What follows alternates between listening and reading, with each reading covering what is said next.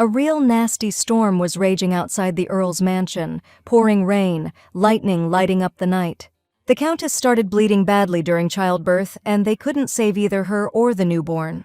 Little Irene Turlin walked into a room thick with the smell of blood, filled with deafening screams and frantic footsteps. The second she saw all that, memories from her past life flooded into her wounded soul. 7-year-old Irene couldn't handle the shock and passed out cold. And that's exactly where our heroine's new life kicked off. Since the bankrupt Earl's house couldn't offer the girl a decent life, her uncle took Irene to the Duchy of Casaros.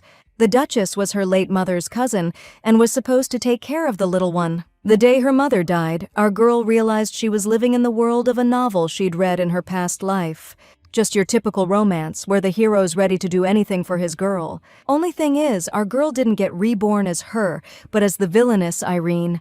You know, the one who tormented the main character at the Duke's estate, then mysteriously died before she even came of age. Irene's life in the book was eerily similar to her own, where she faced ruin, starvation, and freezing temperatures. At least now the kid got food once a day, so she figured she could handle it. But the loneliness that swallowed her up in the silent halls of the county turned out to be way worse than hunger. Irene toughed it out for 2 years until her father, Count Tyrlin, kicked the bucket in a gambling brawl. And then her uncle showed up, deciding to ship the girl off to the Duke's mansion. Our girl already knew all this was coming, so she wasn't surprised. Even knowing what was ahead, a 7-year-old couldn't change a thing. And that's how she ended up in a carriage heading straight for disaster. All she was hoping for at the Duke's place was a warm room and something to eat, but she immediately pushed those thoughts away, not wanting to get her hopes up for nothing. Irene reminded herself that she was different from that villainess in the book, and if she played it smart, the Duchess wouldn't be disappointed in her, and the main character wouldn't hate her guts. Maybe if she just kept her head down and stayed out of the way, her fate could change, even a little. Duchess Leto Casaros greeted her sister Vanessa's daughter with a pretty frosty reception. She immediately zeroed in on the girl's red hair, and from her tone, Irene got the feeling her aunt found the color repulsive. After that, Madame Leto's gaze shifted to the girl's small suitcase, which, as it turned out, contained all her belongings. Since the Duchess didn't have any children, and Irene needed someone to look after her, the woman promised to make sure she had everything she needed. However, in return, the girl was expected not to cause any trouble for House Casaros. Leto told a maid to show Irene to her room so she could get some rest. The room they gave the girl was seriously luxurious, and it was obvious that it wasn't just some regular guest room. This place must have belonged to the Duke's direct heirs back in the day. Now the main character's starting to get why Irene from the novel acted so carefree. A nobody noblewoman, starved for wealth, suddenly gets all this and thinks she runs the place. She had no clue her dumb antics would get her on the Duchess's bad side. Since the girl thought Madame Leto didn't like her hair color, she decided to always style it neatly. She couldn't give anyone in the Casaros family a reason to dislike her, then maybe they wouldn't hate her. But the main character wasn't sure if little things like that could really change her fate. Even knowing the book's plot, she still couldn't change a thing, and couldn't even avoid moving into the Duke's mansion. And most importantly, she couldn't be sure she'd avoid the same stupid mistakes that Irene made, no matter what. Lost in thought, the young lady was found by a maid who came to escort her to dinner. The girl jumped up and hurried after her into the dining room. Irene was already at the table when the Duchess entered with her husband. The protagonist stood, bowed, and introduced herself to the Duke, observing all proper etiquette. Ampion Casaros immediately noticed she was too thin for her age and declared that now that they'd taken Irene in, she was part of their family. He promised the girl all the privileges of the Duke's house, but warned her not to forget her responsibilities. Irene thanked the Duke, and he suggested they begin dinner, heading toward the table. As you'd expect from a military leader who earned his title on the battlefield, Ampion radiated so much authority it was hard to even breathe around him. Irene doubted she'd be able to find any common ground with this man, and that very night the girl came down with a bad stomach. But as the seasons changed and winter arrived, the protagonist had, without realizing it, grown accustomed to this quiet life. Against all odds, everything the Duchess gave her, food, clothes, even the most ordinary stuff, turned out to be ridiculously high-end. This was stuff the heroine couldn't even dream about. Not in her past life, not in this one. One day, the Duchess announced she'd hired a tutor for Irene, and she was so surprised that Leto thought she hated studying. But the girl quickly assured her that wasn't the case. She just never expected to get an opportunity like that. According to Madame Casaros, as a ward of the Duke's house, she needed a proper education and some serious manners. The heroine, who'd been pretty average at school in her past life, promised to give it her all this time. Irene hoped that the Duchess might finally give her some praise if she showed some decent results. The heroine got so caught up in this peaceful life that she completely forgot about the main event. The girl was so lost in thought that she accidentally dropped her teacup and it shattered into 1,000,000 pieces. Irene bent down and started picking up the broken shards from the floor. Her personal maid, Lita, immediately rushed to the young lady, insisting that she shouldn't be doing that herself. The girl smiled and apologized, explaining that she was used to doing everything on her own. Suddenly, a commotion echoed from the hallway.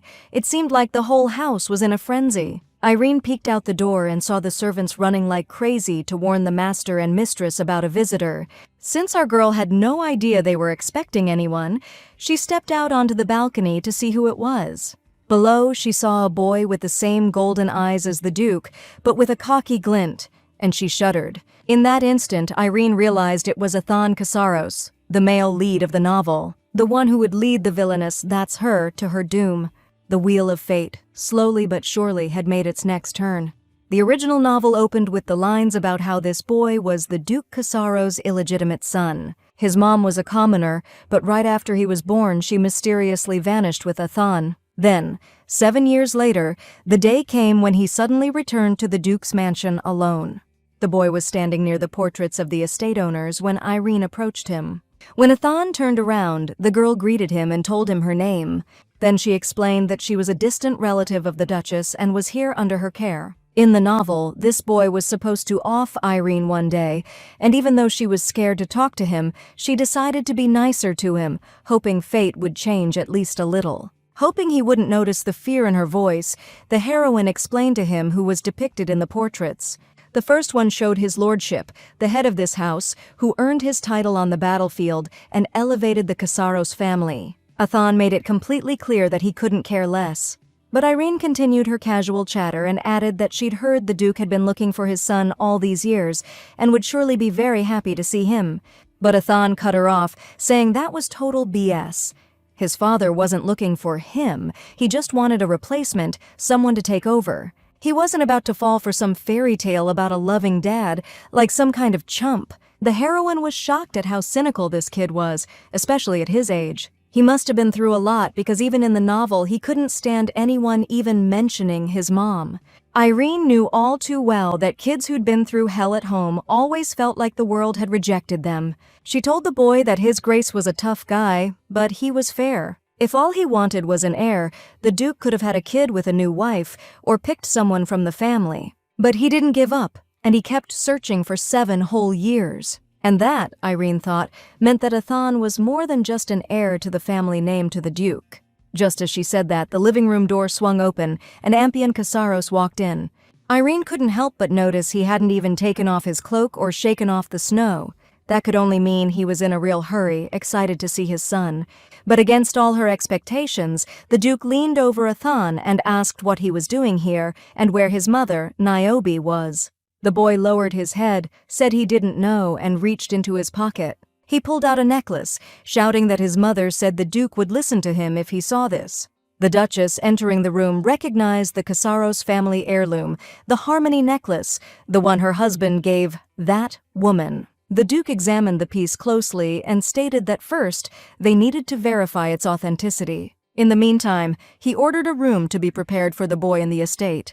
Leto sighed, asked what this was all about, and headed towards Athan. She took the boy's chin, lifted his face to hers, and declared that judging by his golden eyes, he truly was a Casaros. After that, the woman told the butler, Pavel, to show the young master to the best rooms on the 4th floor of the main wing. The Duke was surprised she didn't give Athan a room on the 3rd floor. Leto reminded her husband that she'd given that room to Irene and told him about it, but he clearly hadn't heard. She said she didn't want the room to be empty, so she put the girl there. Irene couldn't believe the Duchess gave her the very room the Duke had been keeping for his son all this time. That's how it was in the novel too. By His Grace's order, the rooms were furnished with expensive furniture and kept in order until the heir returned. Leto kept insisting that a young lady and a young master shouldn't be living on the same floor. According to her, the fourth floor was more suitable for Master Atan, with spacious rooms that were in no way inferior to the third. In response, the Duke stated that he completely trusted his wife's judgment when it came to the children's accommodations and left the living room. The heroine was shaking all over because she didn't want to cause any trouble, and now her very presence was causing discord in the house. Once alone with the girl, Athan asked her if she really thought the Duke was happy to see him. He was hoping Irene noticed for herself that the guy didn't even bother to ask his name. The boy glared at her, all pissed off, and told her to leave him alone, saying he just couldn't stand redheads. It hit her then. When Athan looked at her hair, he saw his mother. Duke Ampion loomed over Irene like a massive, angry storm cloud and called her a pathetic nobody. He was furious that this orphan, with no family or status, dared to take the room prepared for the Casaro's heir. The girl tried to argue, saying the Duchess herself told her to stay there. But Lady Leto blew up, saying how dare this ungrateful wretch, after they took her in, try to throw it back in her face. The heroine was shaking all over, repeating again and again that she didn't want things to turn out like this. Just then, Athan showed up and announced that he hates red hair. The girl noticed some redheads standing next to her.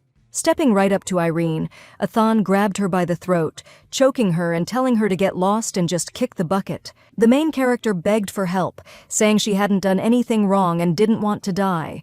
When the girl opened her eyes, wet with tears, she realized it had all just been a nightmare. She dropped her head to her knees, already tired of this recurring dream. Ever since Athan showed up, these nightmares had been hitting Irene harder and more often, and the Duke's mansion was eerily quiet. But that quiet felt more like the calm before the storm, which only made things scarier. In the hallway, the main character ran into Lita, who was carrying books to her room. She rushed over to the maid, offering to help, but Lita preferred to carry the books herself, explaining that they were heavy. Irene kept insisting that she could handle it herself. After thanking Lita for her concern, she snatched the books and bolted to her room. The girl just couldn't get used to being taken care of. Lita was always swamped anyway, so Irene figured if she could handle something herself, she would. As she was heading up the stairs, she suddenly bumped into Athan, who was coming down. They were almost past each other when the kid suddenly reached out from the railing. The heroine immediately pictured him, without even batting an eye, shoving her down the stairs. She was shaking so hard from the fright that her grip loosened, and the books went tumbling down the steps. The boy looked at Irene, confused, and she started frantically trying to figure out how to explain it.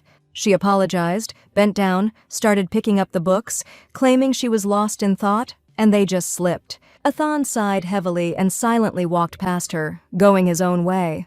The heroine realized how ridiculous she looked, especially since the young master was already looking down on her. Now, Athan would definitely think she was a total lost cause.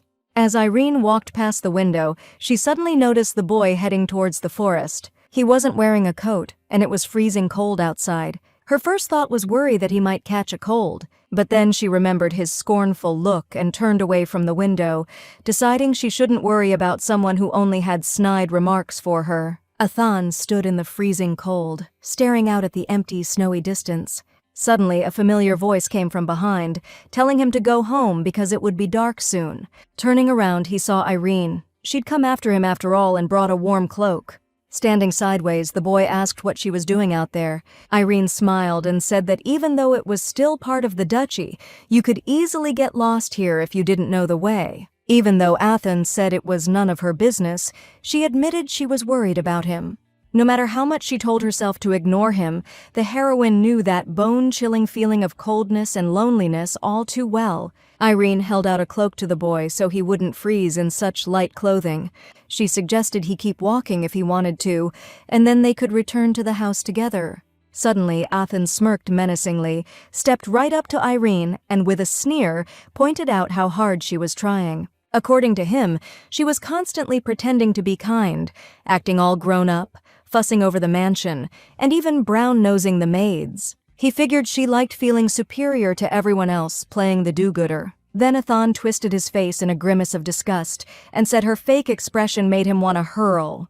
With those words, he turned around and, without taking the cloak from her hand, stomped off. Irene was crushed because she genuinely loved making everyone smile. The unfairness of what was said about her just filled her with rage. Atan hadn't even taken a few steps when a snowball smacked him in the back of the head. The kid whirled around, totally confused about what Irene was doing. She shot back that he was right, and she shouldn't have worried about him at all. Then Irene ran up to Atan, shoved the cloak into his hands, and told him to do whatever he wanted because she was done thinking about him. Saying she couldn't get sick and cause trouble, she turned and headed for the house. Irene tossed over her shoulder that, unlike him, she couldn't just do whatever she pleased. But suddenly, Atan grabbed her wrist, stopping her from leaving, and asked how they were so different.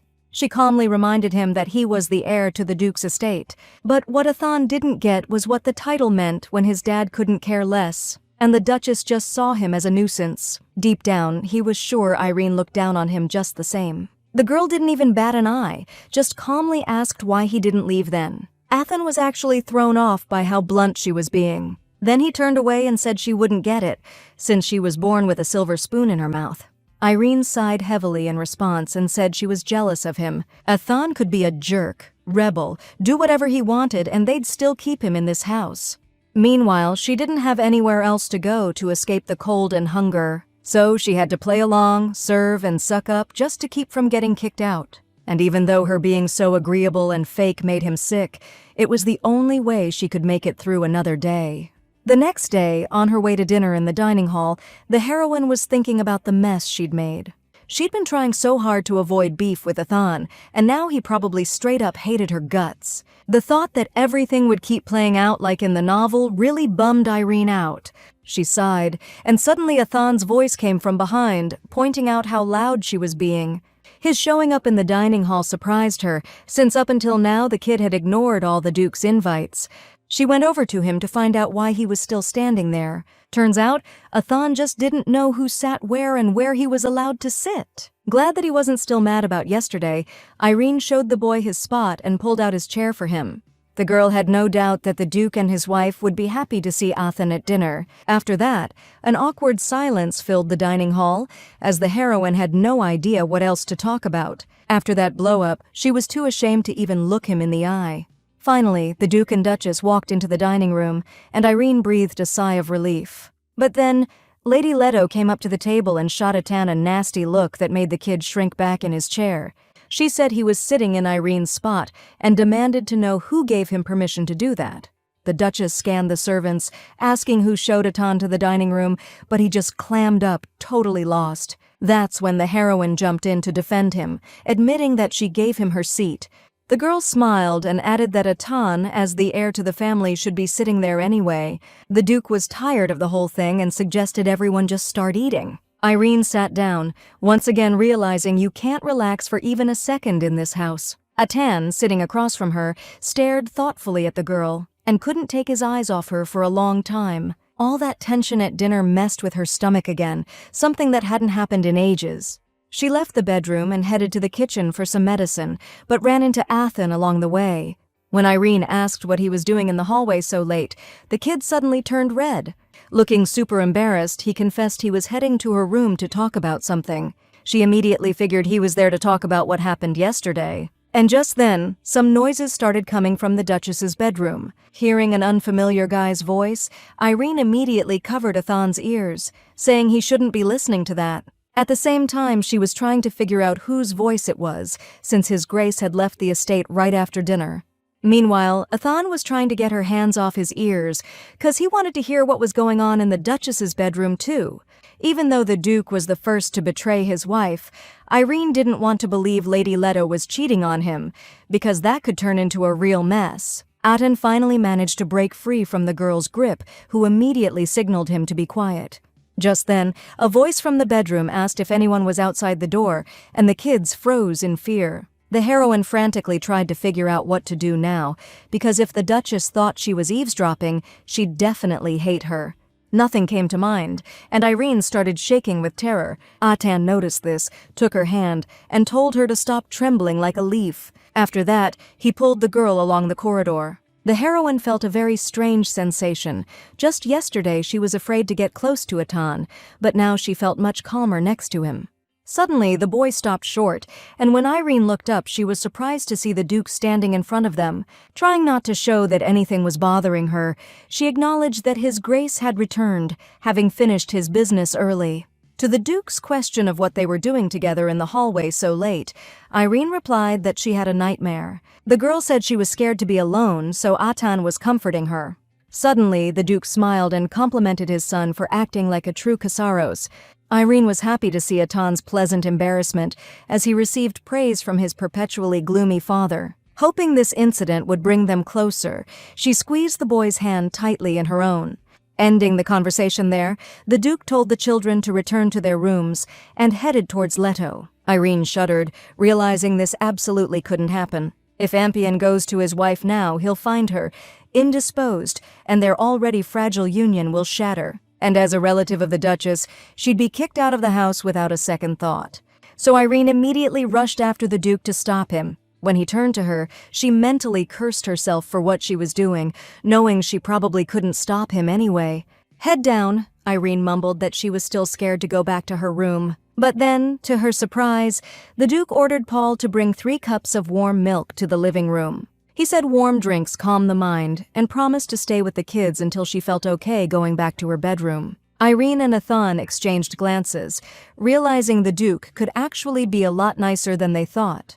Peeking out of her bedroom, Leto saw her husband heading to the living room with the kids. The next day, the Duchess ordered Irene to be brought to her first thing in the morning. On the way, the heroine was plagued with thoughts that Lady Leto suspected something. She stood at the door for a moment, hesitating to go in and trying to force herself to stay calm. When the girl entered the room, she found the Duchess standing by the window. Ignoring her greeting, the woman got straight to the point, saying that even though Irene might think she did her a favor yesterday, her interference was uncalled for. Since the girl didn't get it, the Duchess asked what she thought she was up to last night. Noticing Irene's embarrassment, Leto remarked that she was wise beyond her years. After a short pause, the Duchess suddenly declared that their house had been searching for a certain person named Niobe for a long time. She'd been hiding all this time, and now suddenly she's only sent her son, and Leto was sure that was done with some hidden agenda. As the Duchess, she couldn't just take that lightly. According to her, the man in her bedroom was hired to find Atan's mother. Recently, a redhead woman was spotted near the duchy, and her description matched the person they were looking for. But as soon as the investigation started, she vanished, and this news really bummed out Lady Leto. She was so upset that she was ready to hand the case off to someone else, and that scared the guy because he didn't want to lose his job. He asked her to wait, certain that someone was intentionally hiding the person they were after. Just then, the sound of kids whispering drifted in from outside the door. The Duchess sighed, grabbed her head, and suggested they continue this another time. After realizing she'd suspected Madame Leto for nothing, the heroine blushed with embarrassment. Crossing her arms, she coldly asked how Irene could even think Duchess Casaros was capable of staining the family honor. Realizing how stupid she looked, the girl started begging for her forgiveness. Looking Irene over carefully, Leto stated that she was nothing like her naive mother. And then, turning away, she suddenly added that she'd hire extra tutors for her. The Duchess wanted Irene to study the management of the duchy as her assistant. A couple of hours later, the heroine and Athan started practicing ballroom dancing. The whole time, Irene couldn't shake the thought of why the Duchess was so insistently searching for the boy's mother. In the original novel, Niobe barely showed up until Athan was practically grown. The dance instructor noticed Irene seemed lost in thought and told her to focus on the lesson. But since the girl kept spacing out and stepping on her partner's foot, they decided to take a break. Once they were alone, Athan guessed that Irene hadn't slept well last night, and he nailed it. Suddenly, the heroine remembered he'd been about to tell her something. The boy turned away to hide his embarrassment and confessed he wanted to talk about her place at the dinner table. Thinking he was worried about the Duchess's words, Irene told him not to sweat it. But Athan cut her off, saying he didn't give a damn about his status, and her sacrifice was totally unnecessary.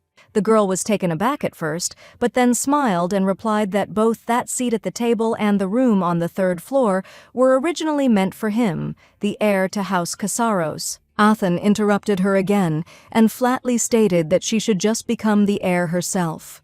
He honestly didn't see the big deal. I mean, Irene was smart and she wasn't exactly slumming it in the gene pool. Besides, Athan didn't want his situation to completely screw up her future. The thought that he was worried about her hit the heroine so hard, her eyes started welling up. The girl couldn't hold it in and just burst out crying, which totally surprised Athan. Then she suddenly cracked up at how serious he sounded, which was so not like him. Irene tried to explain to the kid that you can't just hustle your way into a dukedom. It's not just a huge responsibility, it's a ton of power, and someday when he really wants something, that dukedom will be the key, so he shouldn't just throw it away. Just then, the tutor walked in and announced that break time was over, and it was time to get back to the lesson. Athan, blushing like crazy, stood in front of Irene and held out his hand, still thinking about what she'd said. He used to hate her, but now things were definitely different between them. Maybe the heroine managed to change the plot where he kills her. 2 years went by, and now the main characters are dancing in the same place again, only they're both a little older. Irene reminded Athan that the Bone family would be visiting after lunch. The boy wearily rolled his eyes and said he didn't care if they came or not. Irene explained that as the heir, he had to greet the guests properly, since it was a vassal house paying a visit. These families, she said, would be his support when he inherited the duke's title, and since the baron's son would be with them, it would be good to have tea with him and make friends. Just like Irene advised, Athan invited the baron's son, Ertan Bane, for tea.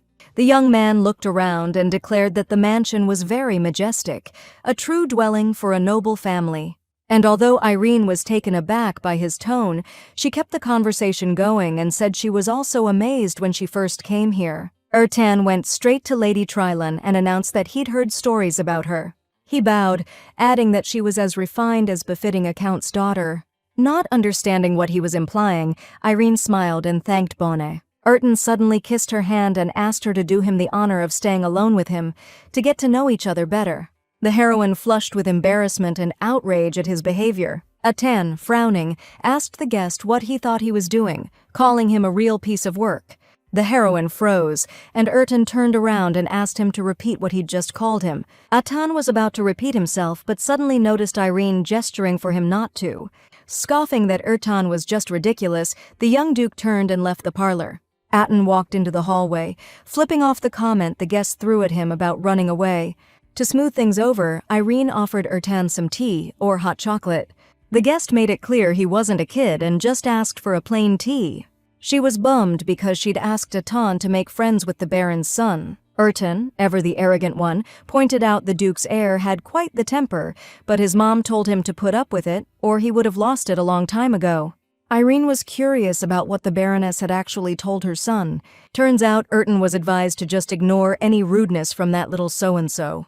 Athan was approaching the room when he overheard the guest telling Irene it must be tough babysitting that brat. According to the kid, his mom, being of common birth and just living in the Duke's mansion, was also up to no good. But Irene cut him off and declared that Lord Athan is the only heir recognized by his grace.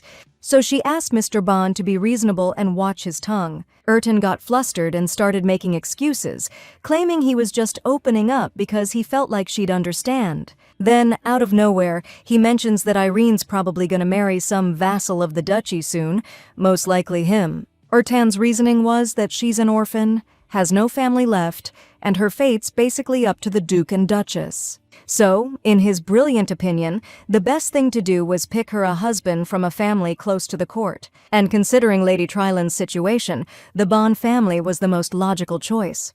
Just as Ertan was saying that joining his family would only benefit Irene, Athan walks into the room. She couldn't stop him. He was on that jerk in a flash, grabbed him by the collar and cocked back his fist, ready to punch him right in the face. Before you knew it, both families, the Casaroses and the Bonds, were standing around Ertan, who was bawling his eyes out on his mom's shoulder. The Baron was telling Athan that even if he's got a hot temper, that's no excuse for throwing punches. The Duke demanded his son explain himself immediately. Athan looked away, but didn't say a word to defend himself. The Duke repeated his question, harsh as hell, but the kid just clammed up. That's when Irene stepped forward, shielding Athan, and said it all happened because he stood up for her. Everyone there was shocked, and the Duchess asked her to explain what went down in detail. So Irene told them how Mr. Bonnet said that since she was an orphan, the Duke's house would find her a suitable husband. Erton pretty much implied he'd be the one marrying her, and that's what set Aton off. Even though when the Baron's son was slinging mud at him, he didn't say a damn word. The Duke wanted to know exactly what kind of insults were thrown at his son. The whole Bonnet family started shaking like a leaf when Irene revealed that Erton had called Aton well, let's just say some very unpleasant things about his parentage. The Baron immediately smacked his son upside the head and demanded he apologize to Lady Trilon and the young master, pronto. Once the kid blubbered out an apology, the Bonnet family hauled ass out of the Duke's mansion. The Duchess was absolutely livid and told Irene she didn't raise her to just take that kind of crap lying down. She said His Grace was furious too, and the Bond family was gonna pay big time for their nerve. The heroine didn't know why the Duchess was so fiercely defending her. But Athon, who used force against the Baron's son, still got punished. Irene quietly knocked on his door and begged him to let her in quick before they got spotted. She talked Lita into helping her secretly make Athon dinner, and now she was standing in front of him with a tray. Sitting down by the fireplace, the kid started scarfing down the treats she brought. Irene was glad the Duke hadn't noticed anything, and the Duchess let her skip dinner. Athon looked up at the girl and asked if she was mad about what Erton had said to her. Irene smiled and said it was ridiculous, even kinda cute. When Athon heard her call Erton cute, he was already starting to boil with anger, but she explained it wasn't what he thought. In her opinion, that kid is cute in his simplicity, like an open book, but the adult aristocrats are way worse, because they whisper behind your back and spread nasty rumors. With a mouthful of bread, Athon declared that they were just low-down cowards. Irene reached out and brushed a breadcrumb off his cheek. Blushing as much as he was, she thanked Athon for sticking up for her. Then she added that it was really sweet of him, which made him blush even harder. Noticing how red Aton's cheeks were getting, Irene asked him what was wrong.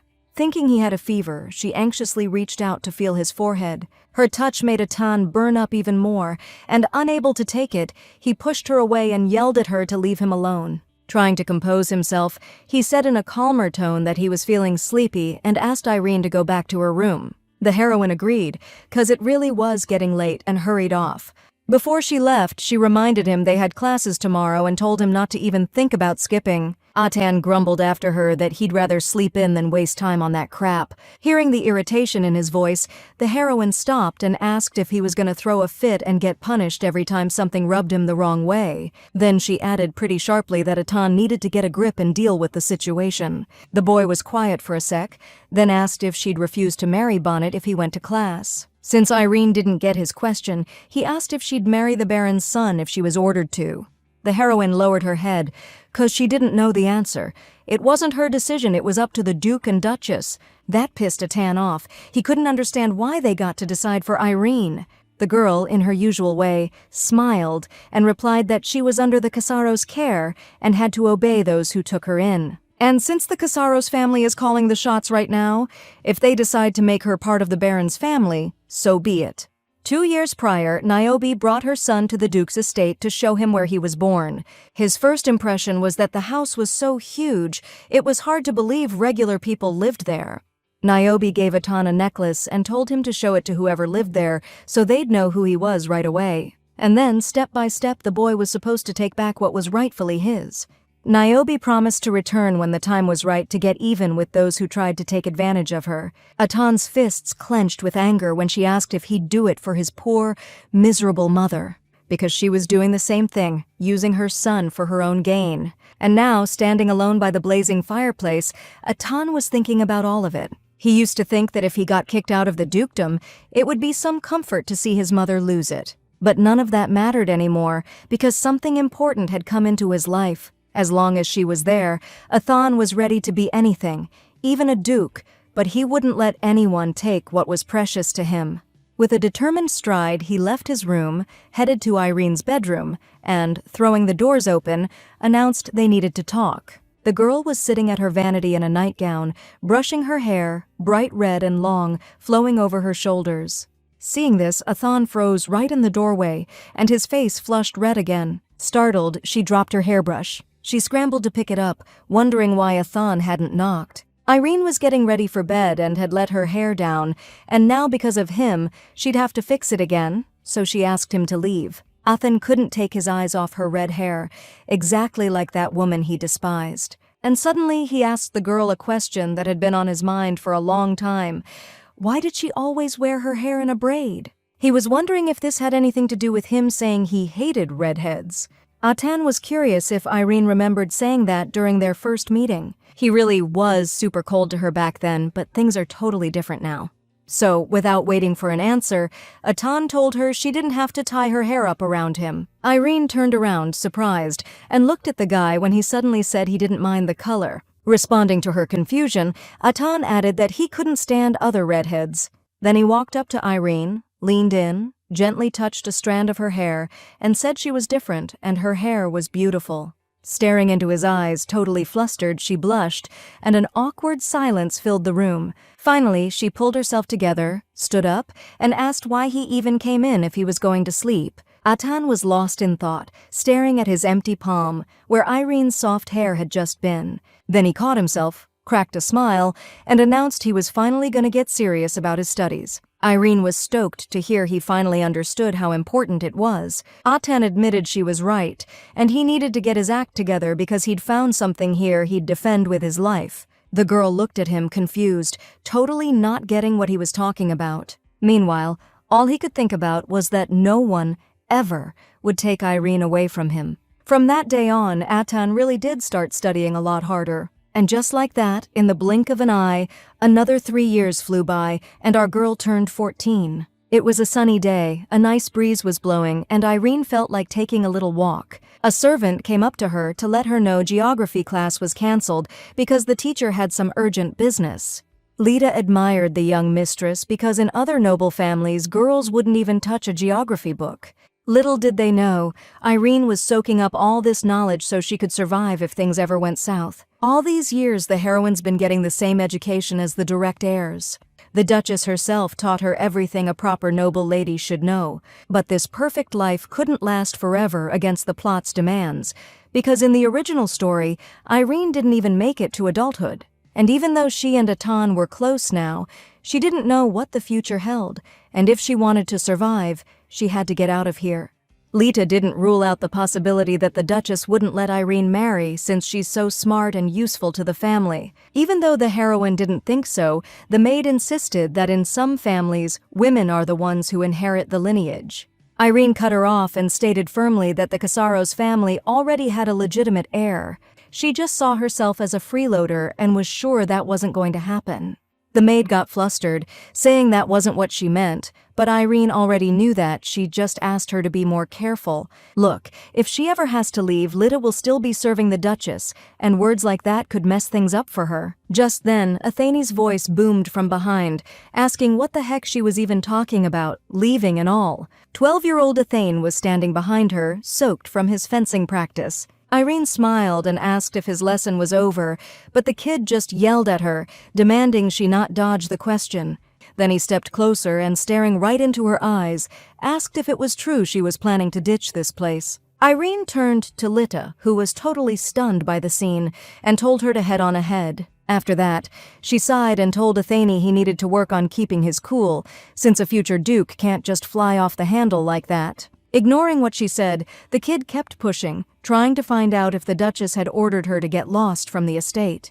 Irene facepalmed, thinking that Athene, just like Lita, needed a serious lesson in watching what he says. In a totally calm voice, she tried to explain to the kid that in a few years, she's going to have her debut in high society.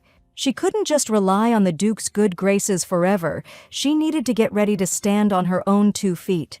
With that, she offered him a handkerchief to wipe the sweat off his face, but he grabbed her wrist. It was like he'd just realized Irene was planning to leave. She smiled and confirmed it again, reminding him that she was just a guest in this house. Adding that sooner or later she'd have to go, Irene finally wiped his face.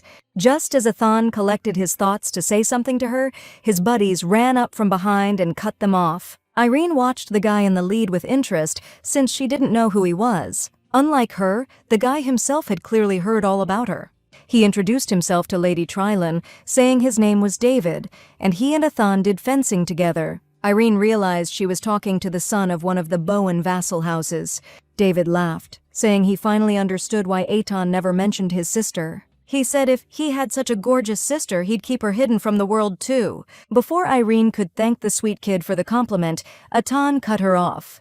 Giving her a serious look, he asked why she hadn't corrected David when he called her his sister. I mean, she'd just said herself that she was just a guest in this house. David jumped to Irene's defense, telling his buddy to think before he speaks. The girl just stood there, head down, because she'd said those words to him so many times herself, but now they stung like hell. But she pulled herself together, smiled, and reminded him that she was older, so she was like a sister to him, even if they weren't blood-related. Atan was about to say something, but she cut him off, turned around, and said she had to go. Adding that she was glad to have met him, Irene hurried away. She knew if she stayed even a second longer, she wouldn't be able to hold back the tears. Before she knew it, Athan was chasing after her, trying to stop her. But Irene kept walking, head down, telling herself she couldn't cry because what he said was the truth, that's all. The guy wasn't about to let it end like this, and kept running after her. When she finally stopped and turned around, a fake smile plastered on her face.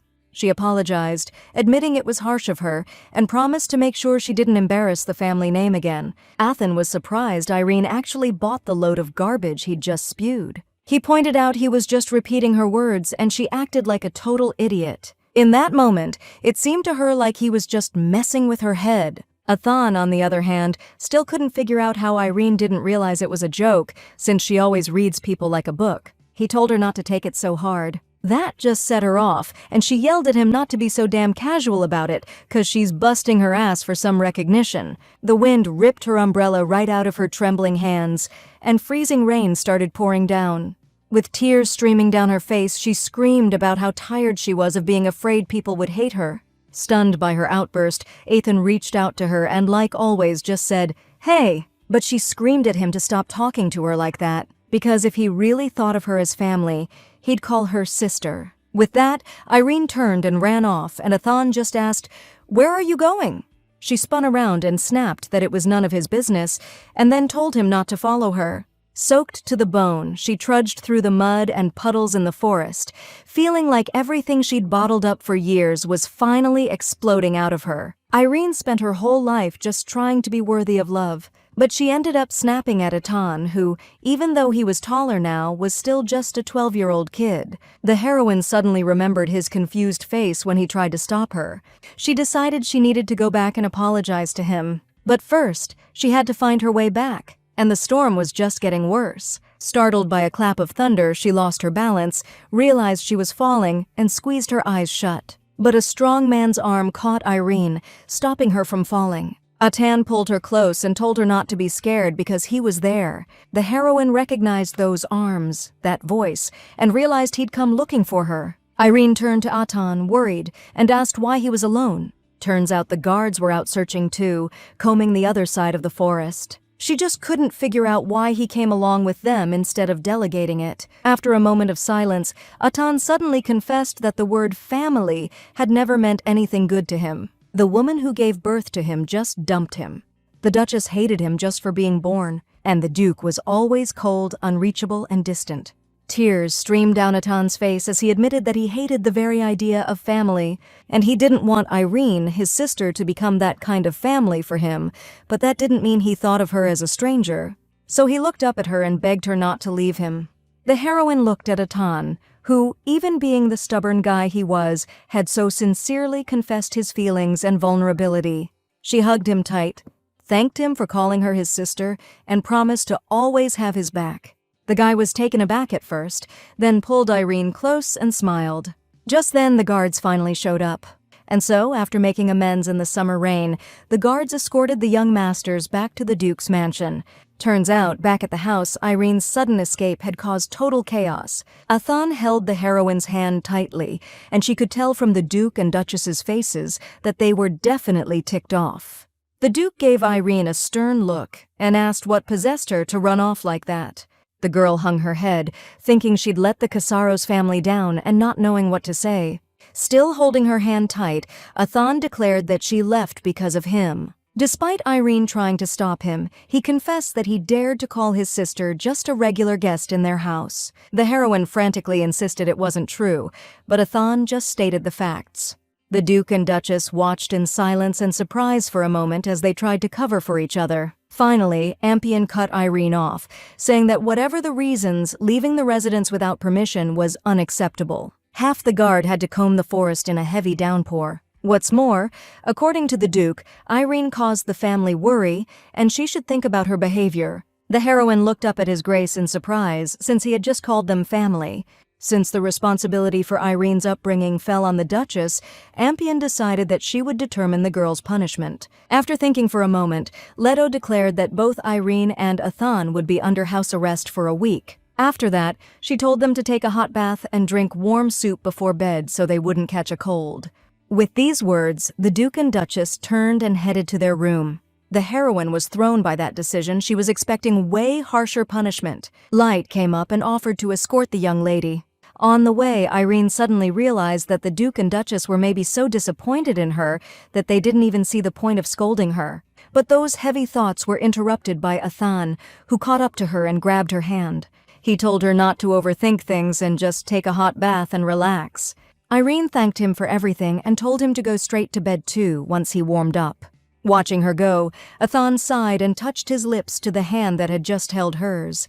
Irene was brushing her hair after her bath when there was a knock at the door, and thinking it was Light, she told her to come in. Imagine her surprise when the door opened and the Duchess walked into the room. The girl jumped so hard from the shock that she knocked over her chair. When the Duchess asked what had scared her so badly, Irene said she just hadn't expected to see her there. But the truth was, the thought that Leto was still ticked off at her just wouldn't leave her alone. Just then, in the mirror's reflection, the girl noticed her hair. She started apologizing to her Grace and frantically tried to braid it. After a moment of silence, Leto asked Irene why she always seemed so scared around her. The Duchess was trying to figure out if she'd actually given her reason to be afraid. Blushing furiously, the girl said that wasn't it, and confessed her fear of becoming someone Leto hated. Even if she didn't live up to expectations, the girl didn't want her Grace to regret taking her in. Irene knew these words might just make Lady Leto even angrier, but she just couldn't keep quiet. But against all odds, the Duchess started talking completely calmly. She didn't have any kids, and before Irene, she hadn't raised anyone, so maybe because of her inexperience and uncertainty, she unintentionally made the girl anxious. Leto came over to her, stroked her hair, and asked with concern what made her think she wasn't good enough. Then the Duchess added that loose hair suited Irene, and she didn't need to change herself for her sake. Hearing such kind words from her, the heroine couldn't hold back her tears. Leto started to comfort the girl, since she'd already been caught in the rain and could catch a cold. Her hand, touching Irene's cheek for the first time, was so warm that the heroine just couldn't handle the emotions overwhelming her, and she stood there for a while, sobbing against the Duchess's chest. Something changed in the heroine from that summer day. She no longer hid her hair, tightly braiding it. Athan now openly cared for her, and he acted like he didn't give a damn about appearances. It suddenly dawned on Irene that no one in the family would scold her if she laughed out loud. The Duke's family had long accepted her, not as the novel's villainess, but as one of their own, but she still couldn't quite believe it. Since then, she'd learned to be genuine, laughing when she was happy, yelping when she was surprised. Irene could even afford to sulk and lock herself in her room if she was mad about something, and another 3 years passed like that. It was a nice warm day, and the heroine was sitting with her friends at a tea party in the garden. Lady Reuven pointed out that most of the young nobles from the south had already gathered in the duchy. Once every 3 years, the Casaros Duchy held a tournament to recruit for their knightly order. Their order was famous for its elite warriors, so sons of knightly families and noble houses flocked there at this time. Irene hadn't seen Athan for several days, who, in all likelihood, was also preparing for the tournament. Lady Reuven asked Lady Turlin if she had noticed any particular man, since the girl was already 17, and since Irene replied that she hadn't thought about that yet, she figured her friend was planning to get hitched to someone the Duchess picked out without even falling for him first. Heather Bowen blushed and told him not to talk like all girls dreamed only of romance.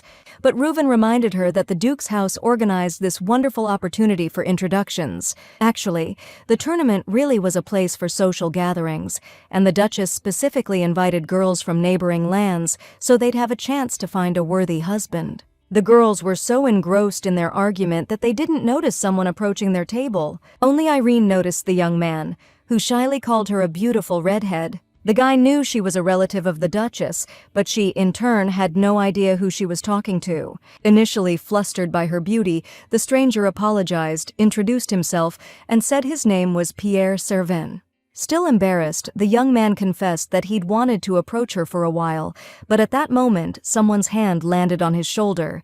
It was Atan, who announced that the tournament participants were called for formation and advised Pierre to hurry so he wouldn't get disqualified. Irene was so disturbed by his stern expression that she even stood up a little. Meanwhile, Atan hissed at Pierre again to quit loitering and not keep the commander waiting. A second later, the freaked-out dude was already booking it away from the girls' table. As Pierre ran off, Atan called him a fickle idiot, masking his dislike with concern for his sister. Then he turned to Irene and added that there was something more important. His face lit up with a smile because tonight, for the first time in ages, they could have dinner together and chat at the same table. The heroine was happy to hear that and smiled happily too. Atan left, and all three girls watched the handsome young man go, totally captivated. Later, while sorting flowers for the herbarium with Irene, the Duchess suddenly mentioned that Count Servin's third son seemed seriously interested in her. As always, Leto knew everything, and there was no point in the heroine denying it. The Duchess explained that Pierre wasn't the heir, but their family was noble, and even if he didn't become a knight, his future was secure. On top of everything else, rumors were going around that the guy was super mild-mannered. Irene actually backed that up, 'cause Pierre really did seem like a kind young dude to her. The Duchess didn't waste any time and just straight up asked the girl if Servin had caught her eye and if she'd be willing to give him a shot. Irene almost yelped, but Leto told her not to freak out, 'cause she wasn't talking about getting hitched. It was just about the chance to, get to know each other a little better. The main girl thought about it and figured, hey, why not give the guy a chance? Little by little, elements from the original novel's betrayal started popping up, like Lady Bowen and Pierre Servin, which meant the main female lead was probably going to show up pretty soon. Even if Irene survived against the odds, like in the book, Athan would fall for her at first sight, and then she'd be totally alone. That's exactly why the girl told the Duchess she'd meet with Pierre. A few days later, Light escorted the lady to the city where she had a meeting scheduled with Servin. But when Irene saw Pierre waiting for her, she immediately noticed Atan standing behind him, looking menacing like a thundercloud. He explained his unexpected presence by saying he'd found out about their trip to get a sword for Sir Servin, and since Atan knew way more about weapons than Irene did, he decided to tag along. The heroine dryly pointed out that showing up unannounced wasn't exactly polite. Atan turned to Pierre and asked with a look that could kill if he minded him being there, and the guy started shaking in his boots. The guy rushed to assure Casaros that it was a real honor to have him. He suggested they all go together to deliver the sword if Lady Turlin didn't mind. The heroine stared at Atan, trying to figure out what he was up to. Sometime later, after the sword was bought, all four of them came out of the store. Pierre thanked his companions who helped him pick out an awesome blade. Blushing, the guy asked Irene how he could ever repay her for the help. The girl smiled and told him to just kick ass at the tournament. Pierre asked Lady Trylin if he could give her the victor's wreath if he won it at the competition. She was thrown for a loop, because giving a woman that wreath after the tournament was like popping the question. But before she could say anything, Athan butted in again. He told Pierre to watch his mouth, and was about to punch him out, but Irene stopped him. Grabbing Athan's arm, she smiled to ease the tension, and suggested they talk about it if Sir Servin actually wins the wreath. She knew damn well that if he'd punched Pierre, the punishment would be way worse than just missing dinner. Just then, a woman's voice called out to Lady Trylon from behind. Turning around, the girl saw Lady Bowen, who was just heading home from their family's trading house nearby. Glancing at Pierre, the girl figured Irene must be getting pretty cozy with him already. And while the girls were chatting and joking around, Atan just kept getting darker and darker. Suddenly, he had a brilliant idea and called out to Lady Bowen. He announced that Sir Servan was heading in the same direction as her, suggested they walk together, and then shoved the bewildered guy towards her. Both girls stood there completely baffled, not understanding why Lady Bowen would suddenly walk with Pierre. The guy, for his part, was also trying to refuse, insisting he needed to escort Lady Turlin home. In response, Atan abruptly grabbed Irene by the shoulder and pulled her close. He told Pierre not to worry, saying that he and his sister would head home together. Even though the heroine thought the whole thing was ridiculous, she knew it was best to leave with Atan quickly before he made a scene. She said yes, and he just squeezed her hand tighter in his, their fingers interlacing. Later, sitting in the carriage, she asked Atan to explain what all that was about. The guy acted like he had no idea what she was talking about. Irene clarified that she meant him secretly tailing her and ruining her date with Pierre. But Atan kept claiming he did nothing wrong, he just helped a guy buy a sword. She realized it was pointless to talk about it anymore and turned away. Seeing she was mad because he showed up, Atan blushed and sadly lowered his eyes. Irene's cheeks flushed too, and she replied that wasn't exactly it. Hearing that, Atan immediately perked up and asked if he could sit next to her. She frowned again, because he knew damn well she couldn't stay mad when he gave her that look. So she mumbled at him to do whatever he wanted, and Atan just jumped up from his seat right then. He sat down next to Irene, took her hand, hugged her gently, and pulled her close. Atan admitted he was really sorry, and asked her not to frown. She told him to be more restrained next time, and a moment later he was already sprawled out on her lap. From the day the heroine heard his heartfelt words, she just couldn't stay cold towards him anymore. Around other people, Atan was aloof and silent, but with her, for some reason, he became so tender. This time, Irene decided to cut him some slack since he was still a kid, but she was already mentally preparing to give him a piece of her mind next time. Suddenly, Atan opened his eyes and asked the girl if she really liked Pierre Servan. The heroine got flustered, looked away, and replied that wasn't the point. Atan asked why then. Did she pull her hand away the moment he barely touched her when Pierre was around? He wondered if Irene was afraid Pierre would get the wrong idea. For some reason, his innocent tone gave the heroine a weird sense of déjà vu. In the original story, Atan was the picture of goodness, but now he was cautious, and there was a lot of pain in his eyes. Totally thrown off, Irene asked what exactly Pierre could have misunderstood. She said she was just taken aback when he grabbed her hand like that out of nowhere. Atan pointed out that he's just a kid and there's nothing wrong with how he's acting. And even though that was technically true, something still felt off to the heroine. Several days passed in vague unease, and meanwhile the festive evening in honor of the fencing tournament, organized by the Duke's house, drew closer. Atan was already ready and came to Irene to escort her to the banquet. When the girl came out to him, he froze, stunned by her beauty. Atan had such a look on his face that the heroine even thought she looked strange somehow. Snapping out of it, he offered Irene his hand and told her the dress looked amazing on her. She laughed, thanked him, and said he looked pretty sharp himself. Atan didn't really see the point of dressing up, though, since he wasn't even allowed to compete in the tournament. Tournament rules said you had to be 16 to participate, so the Duke turned down his 15-year-old son. Irene told Atan not to sweat it, since he could always join the next competition. But the guy replied that the next tournament was 3 years away, and that was way too long to wait. To inherit the Duke's title sooner, he needed to show he could lead the knights, and waiting might drag things out forever. Irene honestly didn't get why he was in such a rush, since his grace was still going strong.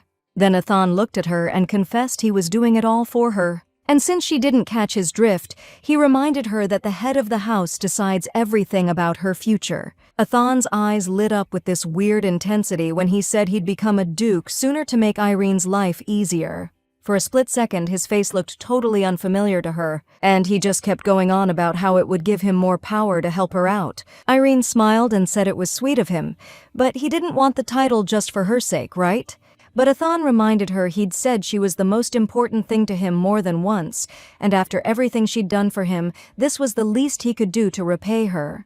Sir Bowen, Lady Heather's younger brother and Athan's sparring buddy, happily greeted the couple at the entrance to the hall. Rushing up to them, David started showering Lady Tyrion with compliments. But Atan cut him off, telling him to lay off his sister, and wondering why Bowen hadn't waited for them inside. Shrugging his hand off, David explained he wanted to make his entrance with his dear friends. When Irene asked where his sister was, the guy said she'd gone ahead and should be at Rivet Hall by now. That threw her for a loop because she was dead certain the party was supposed to be at Belmont Hall. Athan cut their chat short, suddenly admitting he might have screwed up the location on the invites. Hearing he'd sent invites to some familiar houses, Irene offered to greet the guests herself and smooth things over, since the halls were close by. Athan promised to apologize to everyone personally, and just then, they noticed a crowd who'd gotten the wrong hall. But as she got closer, the heroine caught some weird whispers going around among the guests. Athan walked over to the crowd to figure out what the heck was going on. One guy explained that when the guests arrived, the hall door was locked, and they figured they were in the wrong place. But then they heard a commotion inside, and when they finally got the door open, they saw Sir Servan and Lady Bowen getting a little too cozy. Hearing that, Irene was floored, not understanding what Pierre and Heather were doing in there together. David immediately rushed to his sister, wanting to know if she really intended to be alone with Sir Servan. Pierre looked totally lost, and Heather was starting to tear up. The guests started whispering that the Servan and Bowen families had no choice but to get these two hitched to avoid a scandal. Irene decided she needed to grab the Duchess ASAP to smooth things over. She turned to find Athan and suddenly noticed him standing there smiling, watching the whole thing go down. His reaction was pretty weird. I mean, anyone else would be freaking out in this situation. But Athan didn't seem worried at all, even though Heather was his close friend's sister.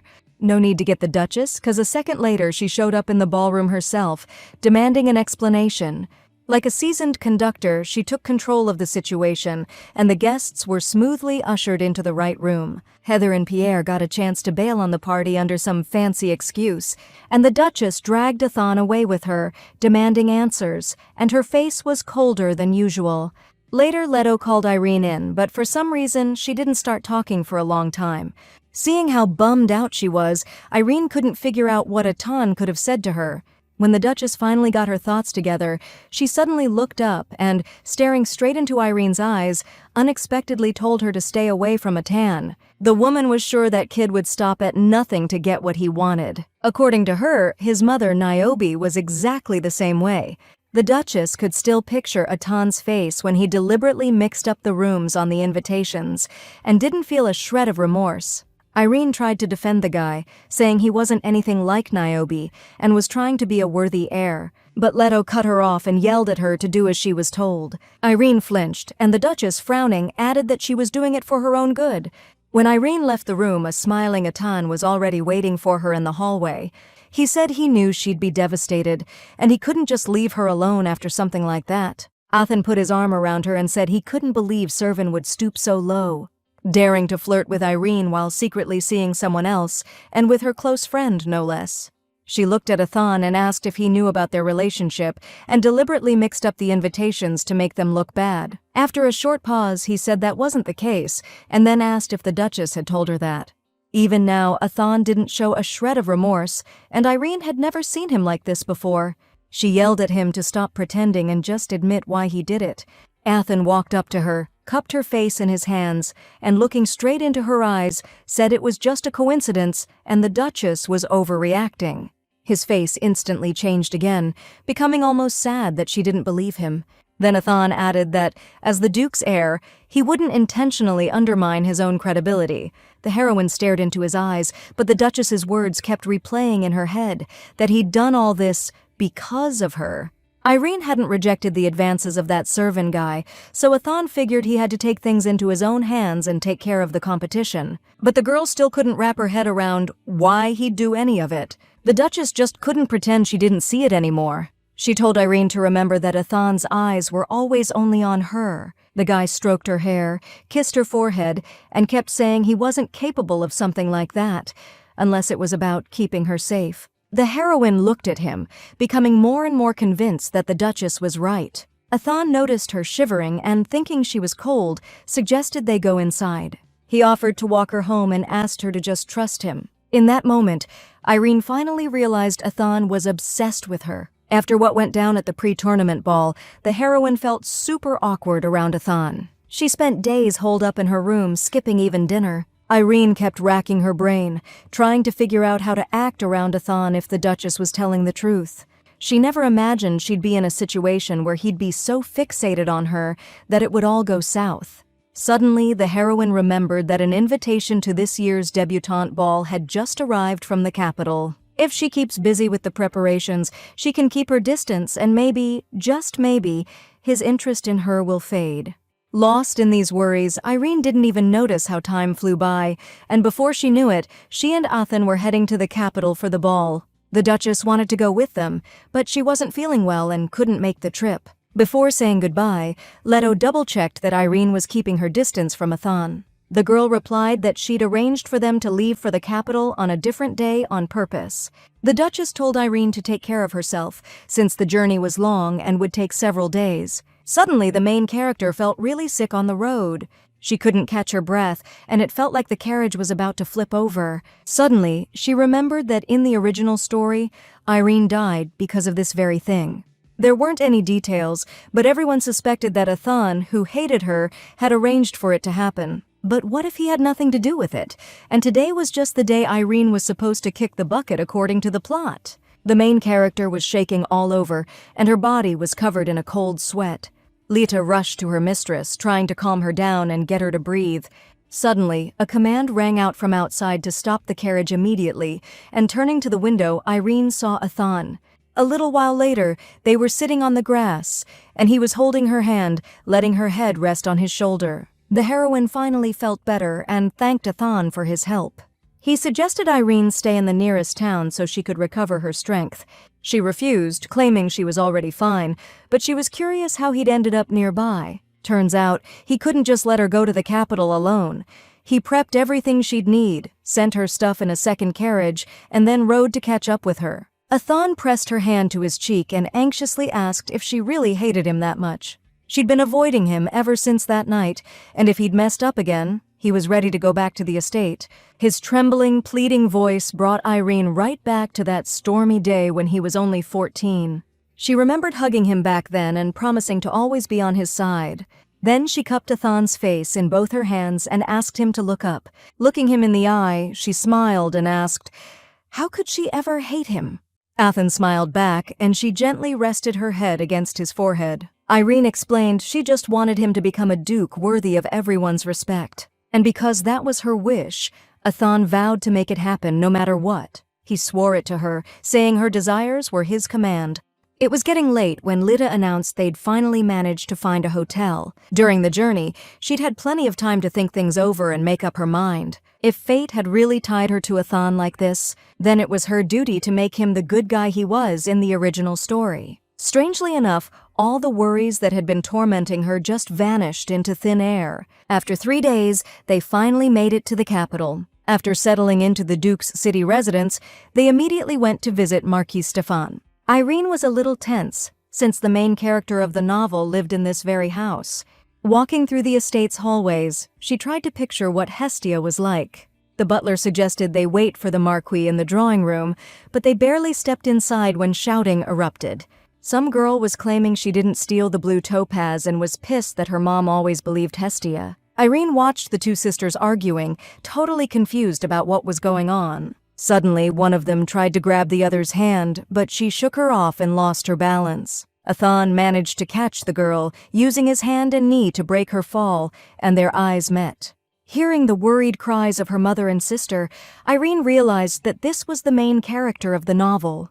The Marchioness introduced her daughters to the guests, the elder Vesta and the younger Hestia. The woman said that even though they're twins, the girls have totally different personalities. The younger one's always shy, but you can't say the same about the older one. The Marchioness turned to Vesta and demanded she apologize to the guests right now. The girl didn't get why she always had to be the one saying sorry. She wasn't the one who swiped the topaz, and she didn't shove Hestia on purpose either. Shouting that it wasn't fair, Vesta spun around and bolted. The Marchioness started apologizing to the guests for her, but Irene quickly reassured her that everything was fine. The protagonist felt Hestia's intense gaze on her. She looked way younger than she expected.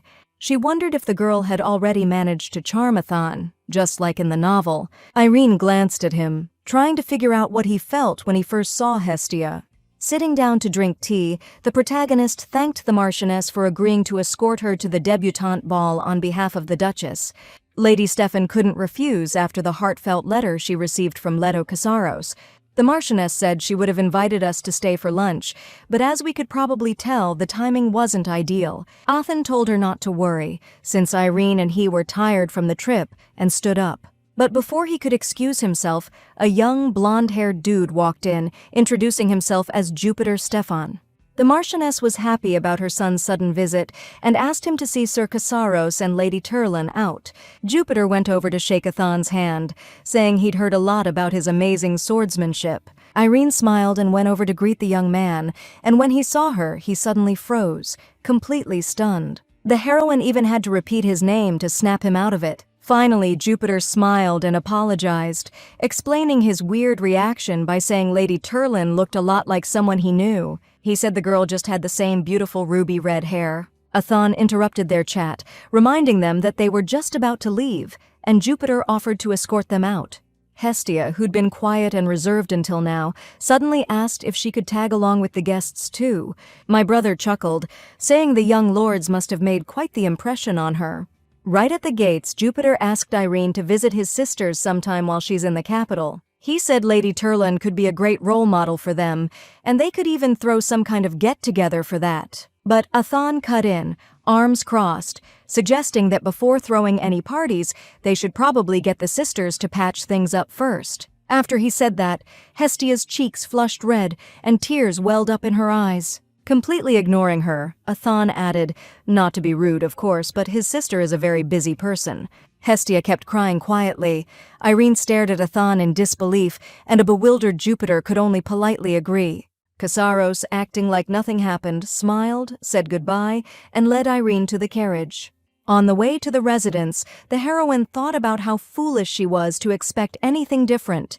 Athan didn't react to Hestia at all, and their relationship was nothing like it was in the original story. Noticing the pensiveness on her face, the guy asked if she was mad about him being so blunt. But Irene was actually grateful he stepped in. She didn't want to deal with those sisters any more than she had to. Athen suggested taking her around the capital the next day, showing her all the cool stuff. She loved that idea. No point in worrying now, she just decided to enjoy their time together. The next morning, she was primping in front of the mirror, getting ready for their outing. Irene had heard there was a huge library in the capital and wanted to suggest they check it out. Suddenly, Lita burst into the room saying something terrible was going down in the city. Yesterday, a nobleman kicked out a maid, accusing her of stealing some jewels. The heroine instantly remembered the Stefan sisters' argument she and Athan had accidentally witnessed. Turns out, they chopped off the accused maid's hand for the alleged theft. After that whole thing yesterday, this info's got Irene seriously freaked out. She asked Lita if that maid worked at Marquis Stefan's place, but the girl had no clue. Maybe it's just a coincidence and Irene's overthinking it, but she still asked the maid to dig up some details. Soon, she and Athan went for a walk, but the heroine's head was somewhere else entirely. The Stefan family was known for being stand-up people, real class acts. It was tough for her to believe they'd stoop to something so messed up. Athan snapped her out of it, asking what she was spacing out about, but Irene dodged the question. She, on the other hand, was curious why he was packing heat when they had guards with them. Turns out, Athan just felt safer that way, because there were some unsettling rumors going around the capital. Irene smiled, thinking about how cautious he'd become. Athan could tell by the look on her face she was back to thinking about how cute he was. Trying to change the subject fast, she pointed to the pastry shop and asked if that was the one he'd been talking about. Just then, she spotted Lady Stefan in the crowd, all covered up in a cloak. The girl saw she'd been spotted and started freaking out. But keeping up appearances, she walked over and greeted Lady Turlin and Sir Casaros. Irene immediately started grilling her about why she was in the square alone, without guards or servants. Suddenly, Hestia grabbed her hands and, with tears in her eyes, started begging for help. The three of them ducked into the nearest pastry shop to talk everything over in peace and quiet. Turns out, Hestia had secretly come to this district to meet with a maid who'd been fired yesterday and give her something important. Looks like the rumors were true, but Irene didn't want to just come out and ask her about it. Athan asked, like he didn't believe it, if Hestia really went to the slums alone for this.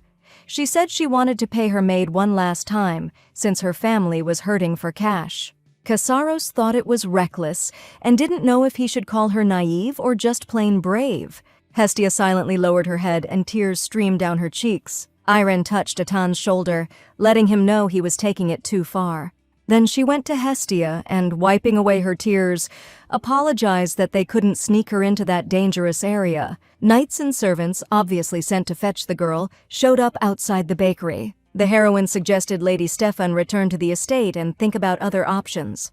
Hestia agreed and apologized for the trouble. A little while later, the girl was already being helped into the carriage that was supposed to take her home.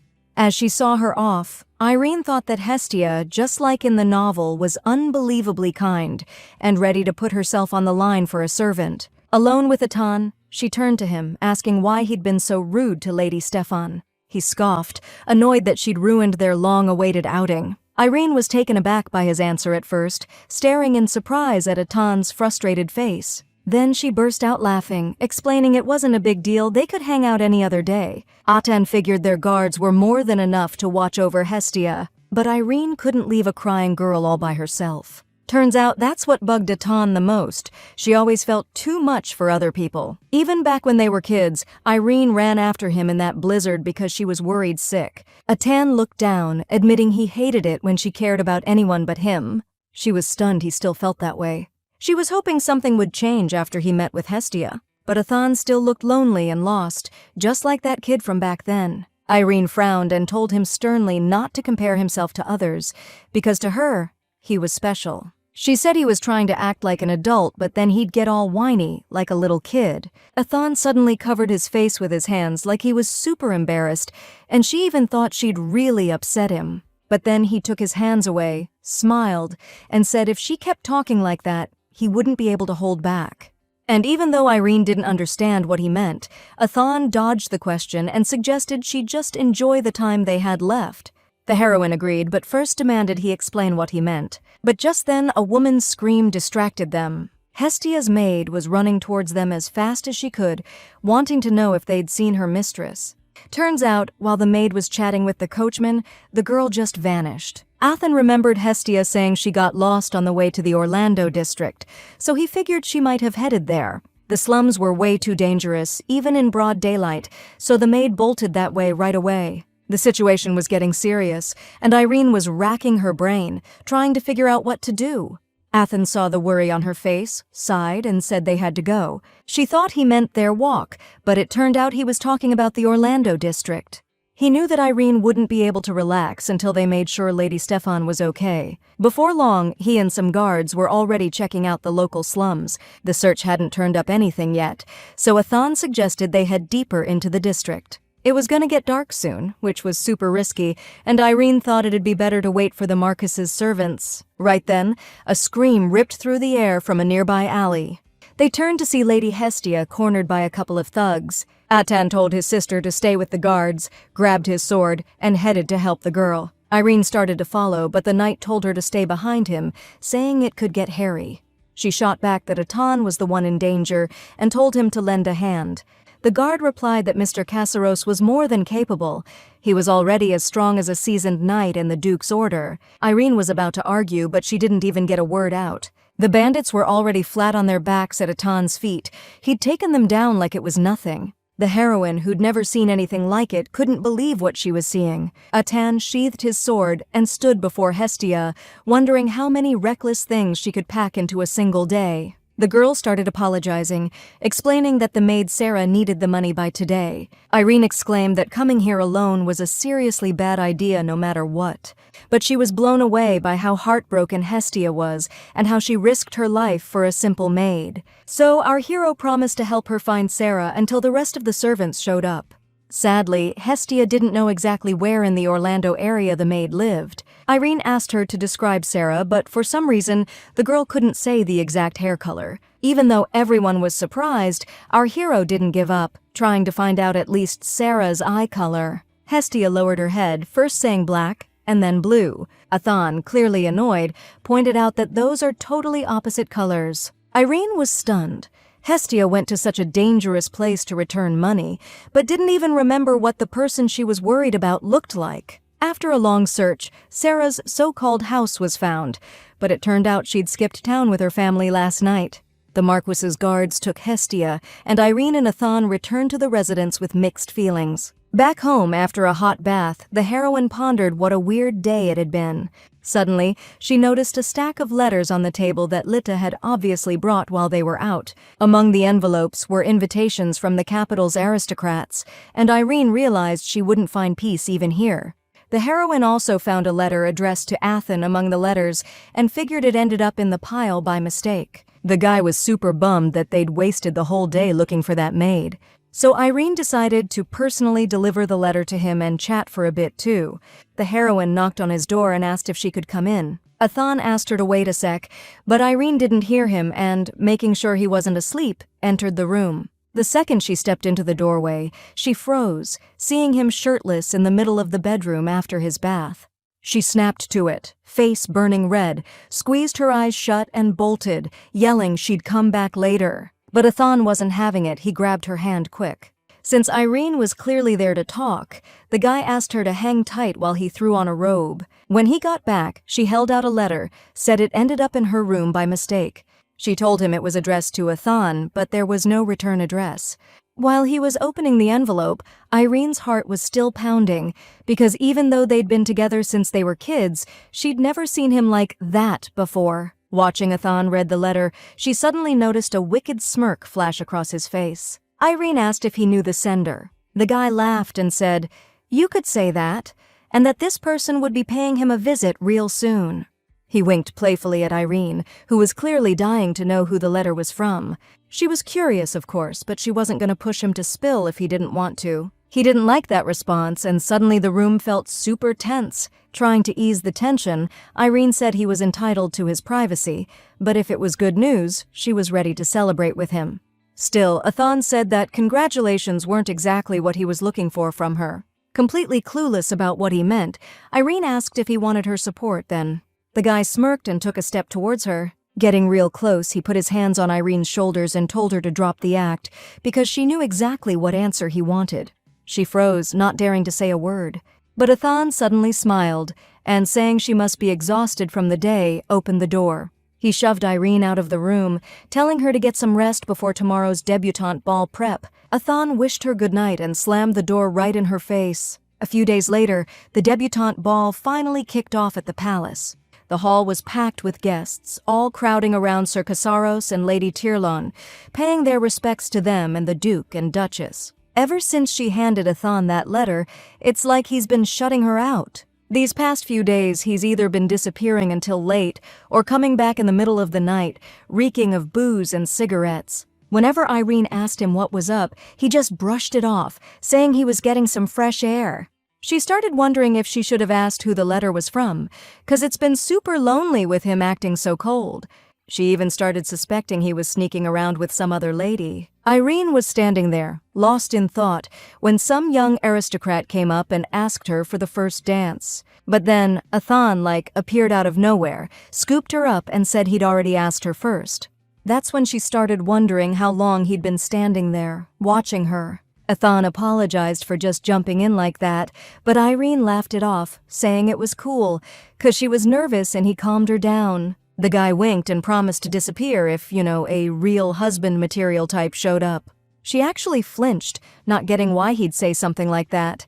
Athan covered his face, apologizing, saying he didn't mean to upset her. Irene lowered his hand, looked him in the eye, and suggested they step outside for a sec to talk. Once they were in the garden, sitting side by side on a bench, she asked Athan what was going on.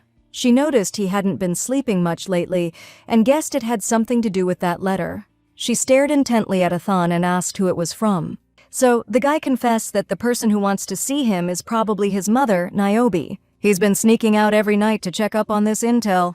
And according to Athan, their meeting is supposed to happen today, of all days. Before Irene could even process that bombshell, Athan suddenly caught a whiff of musk roses nearby. That meant Niobe was close, and knowing that, she started looking around, totally freaked out. Leaving her on the bench, Athan went to scout the area. Irene wanted to go with him, but he was already booking it down the path. Then she heard rustling in the bushes behind her and spun around, scared stiff. Listening closely, Irene recognized the Stefan sisters, arguing again. Hestia held her hand to her reddened cheek, tears welling up as she begged Vesta not to be so harsh. But she was beyond furious because her twin sister had set her up, accusing her of stealing that damn topaz. Vesta told her not to even dream that she would ever forgive her. Okay, so it later came out that Sarah was behind it, and yet Hestia did everything to protect the maid and make her sister look bad. With tears in her eyes, the girl replied that she had no choice.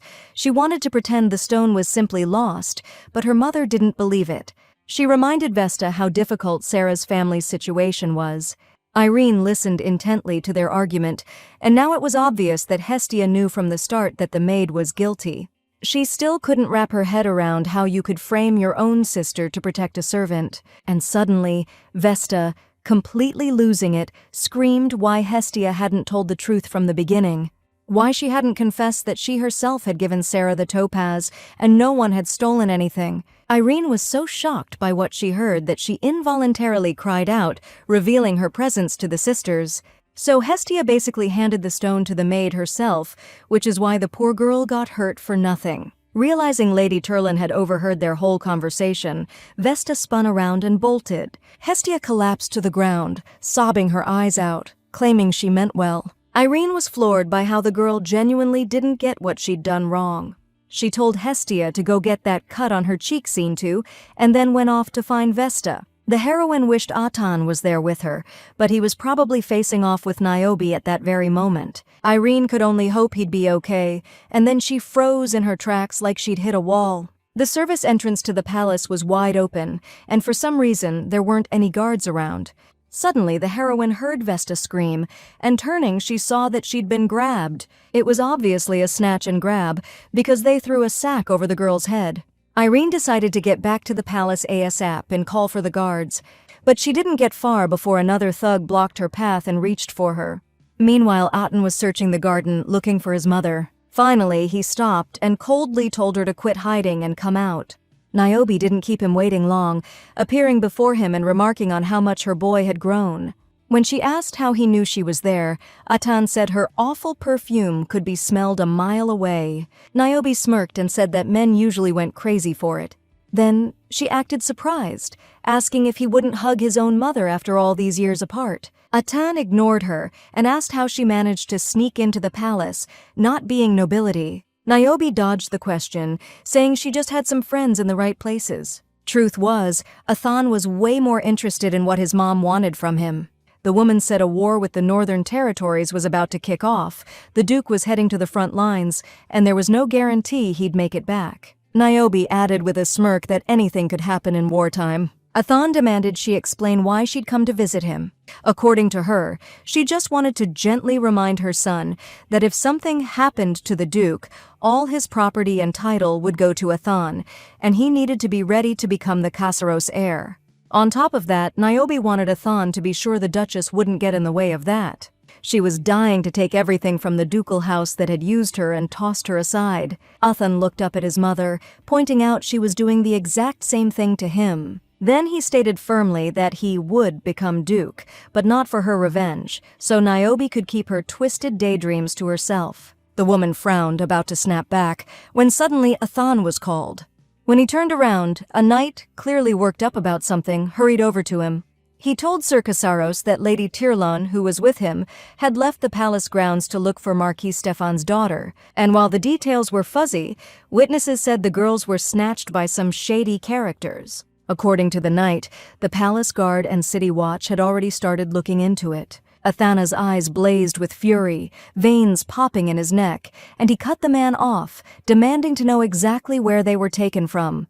Like a man possessed, Kassaros grabbed the knight by the shoulders and demanded he be taken to the location immediately. Without wasting a second, he rushed after the guard, tossing a final word to Niobe that they weren't finished talking.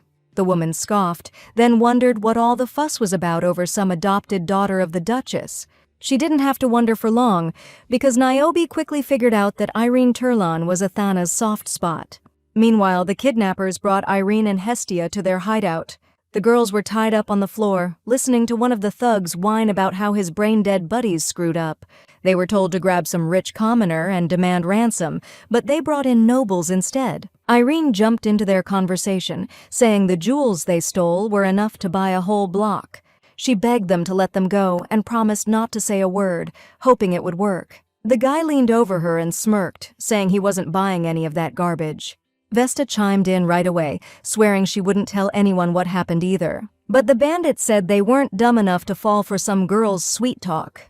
Knowing it was useless and the kidnappers wouldn't let them go, Irene tried to wriggle her hands free from the ropes.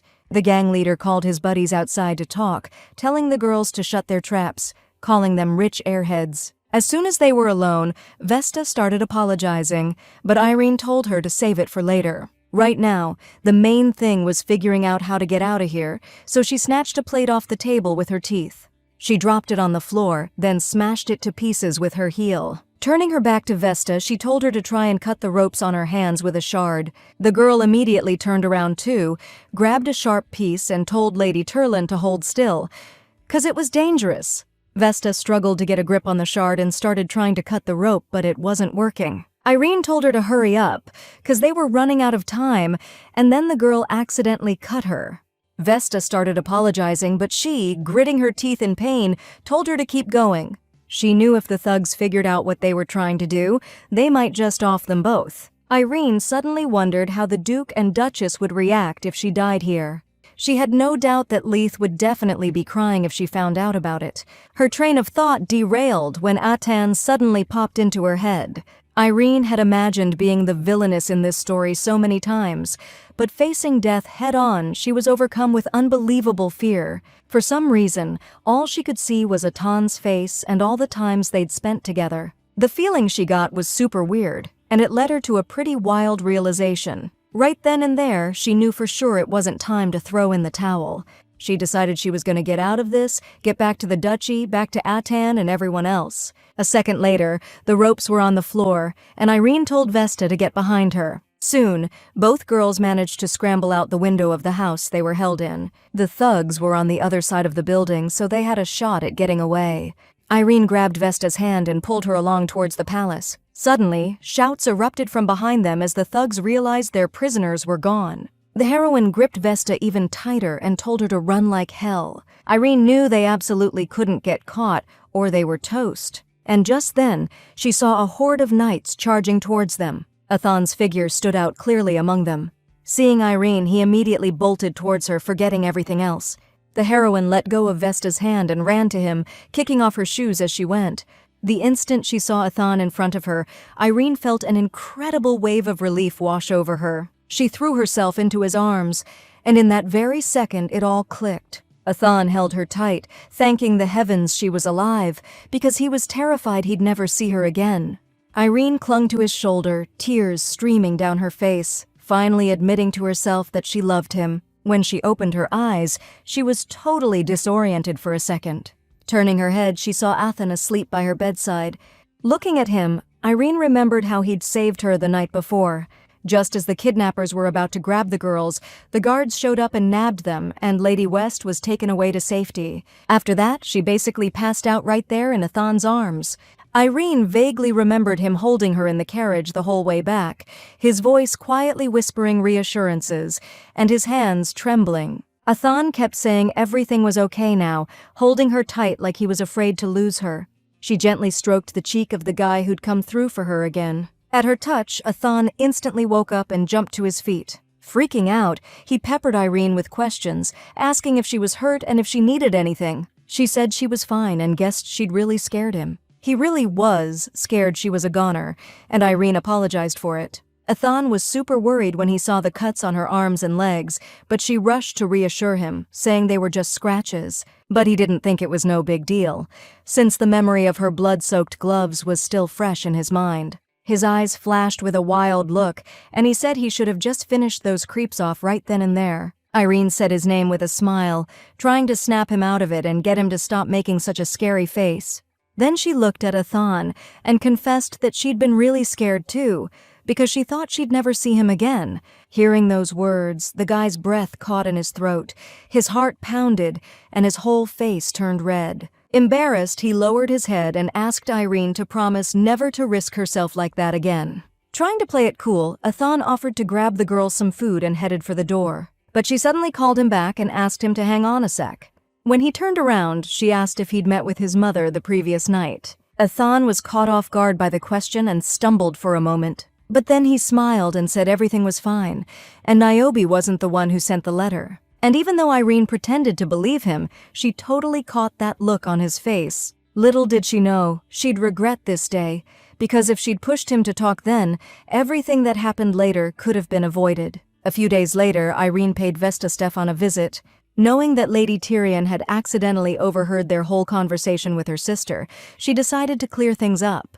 She said Hestia was always too kind-hearted, and probably gave the topaz to a maid who was down on her luck. Even though Sarah initially refused to accept the necklace, the girl insisted. Her mother had given her the topaz, so she was sure she was free to do whatever she wanted with it. Hestia firmly believed she had the right to do as she pleased with her belongings, but when the stone vanished, all hell broke loose in the house. And while the Marchioness was trying to figure out who could have stolen the jewelry, her daughter remained silent, trembling with fear. Lady Stefan asked Hestia who had last touched her jewelry box. Afraid of her mother's anger, the girl, without thinking, looked at her sister. Vesta told Irene that it had always been like this. Hestia had never been able to take responsibility for her mistakes. Even when the topaz was found among Sarah's belongings and she was declared a thief, Hestia just stood by and did nothing. And even though Vesta was disgusted by this girl's behavior, she was still her sister, so she went to Lady Turlin with a request. She asked her to keep it all a secret, so that the upper class wouldn't start gossiping, and she gave her her word. The more Irene learned about the novel's main character, the less she understood her, 'cause the girl definitely had a dark side. But one thing she knew for sure, she didn't want Athen anywhere near Hestia. After their guest left, Irene stepped out into the hallway and ran into Athan. He was happy to see his little sis, but worried her injuries weren't healed yet, and she shouldn't be walking around too much. The guy squatted down and offered to give Irene a piggyback ride so her legs wouldn't ache. Right then and there, our girl realized she didn't want to ignore his feelings anymore. First, she gently touched Athan's shoulder, then suddenly jumped onto his back and burst out laughing. The dude was so taken aback by her move, he was flustered at first, figuring she'd refused to be polite, then he asked what was up with her today. Perched on his back, Irene confessed that she needed to tell him something important when they got back to the duchy. And even though Athan was dying to know what the talk was about, she just said there's a time and a place for everything. The guy smirked and called the girl heartless. Meanwhile, the heroine, riding on his back and hugging his neck, was trying to imagine Atan's face when she confessed her feelings. But when they got back to the duchy after being gone so long, they found out Duke Casaros had decided to get personally involved in the war. Leto was really worried and didn't get why her husband hadn't put someone else in charge. Turns out His Grace is planning to head out in just 3 days. When Irene asked if there was anything she could do to help, the Duchess asked her to help put together a list of supplies. Atan was standing a little ways off, frowning and lost in his own thoughts. He couldn't shake Niobe's words that the Duke might not come back from the war alive. The guy was trying to figure out what that darn witch was up to, because those words definitely weren't just a random comment. But the day before he was supposed to leave, when everything was ready, disaster struck out of nowhere. The Duke suddenly took a turn, got dizzy, fell off his horse and broke his leg. Nevertheless, after pulling himself together, Casaros declared he was still going on campaign. Leto wouldn't hear of it, not understanding who in their right mind would go to war in that condition. The Duke claimed he wouldn't be fighting but could command from the camp. His wife kept insisting it was still a battlefield, and she couldn't imagine what would happen to the Duke's house if his injury got worse or something truly awful happened. So, if someone from the Casaros family absolutely had to go, Leto suggested the heir should do it. The Duke flared up in outrage because Athan, in his opinion, was still too young. Nevertheless, the Duchess reminded His Grace that he himself had already made a name for himself on the battlefield at that age. Unexpectedly for everyone present, Athan interrupted their argument, declaring that he would go to war. He was almost 16, and according to imperial law, his age allowed for service during wartime. Even though the Duke tried to argue, his son reminded him that he'd taught him to act in a way that befits the Casaros family. Atan's face was dead serious, and he stated firmly that he wanted to fulfill his duty, just like his father. After those words, even the Duke, who had intended to refuse him, was speechless for a moment, because for the first time in years, Atan had called him Father, not Your Grace. It was getting late, and Irene was sitting in her study, writing something intently. Atan entered so quietly that he startled her with his sudden appearance.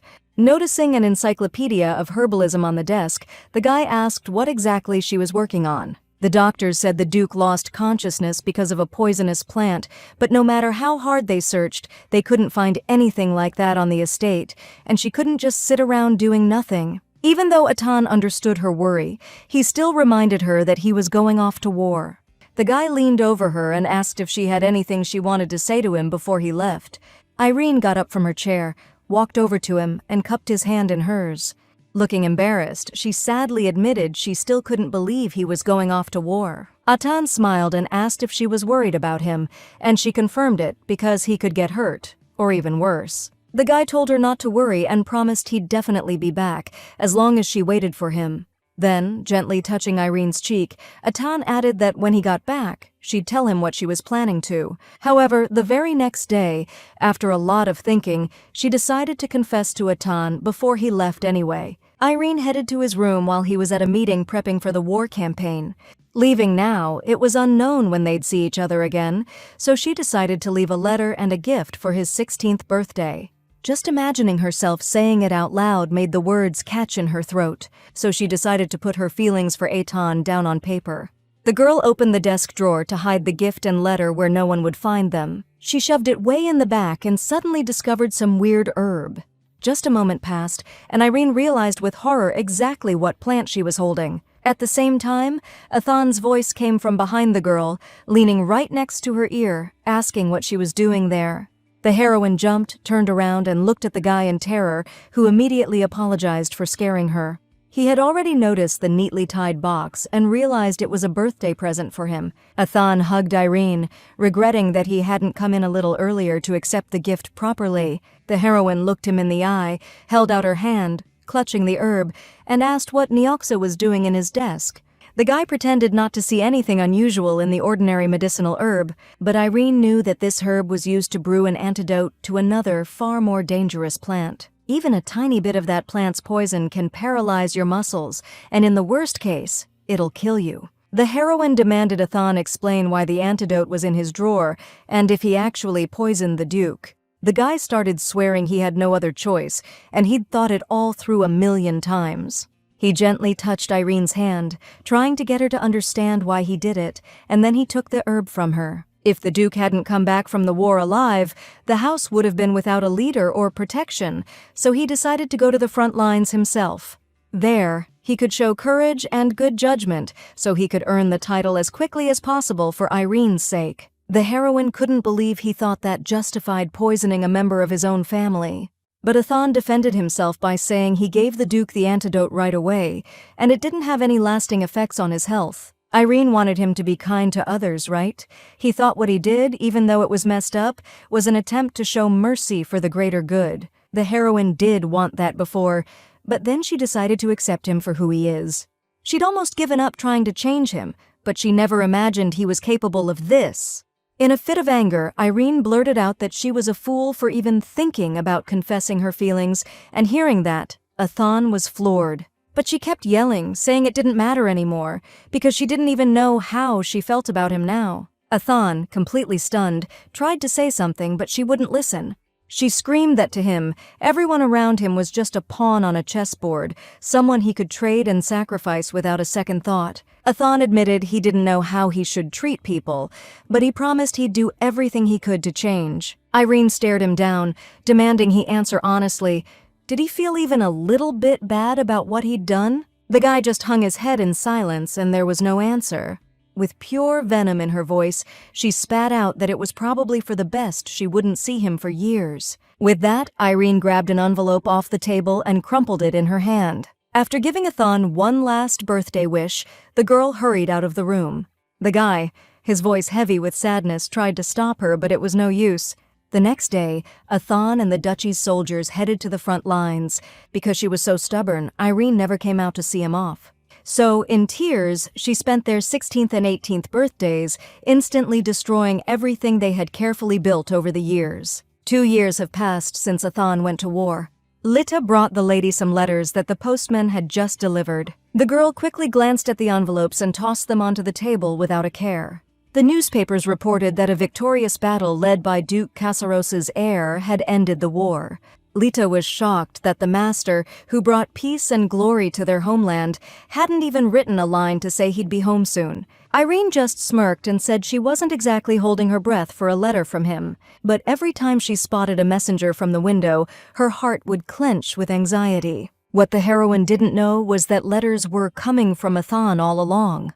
But for a few gold coins, the mailman handed them over to the Duchess's personal maid and swore to keep quiet.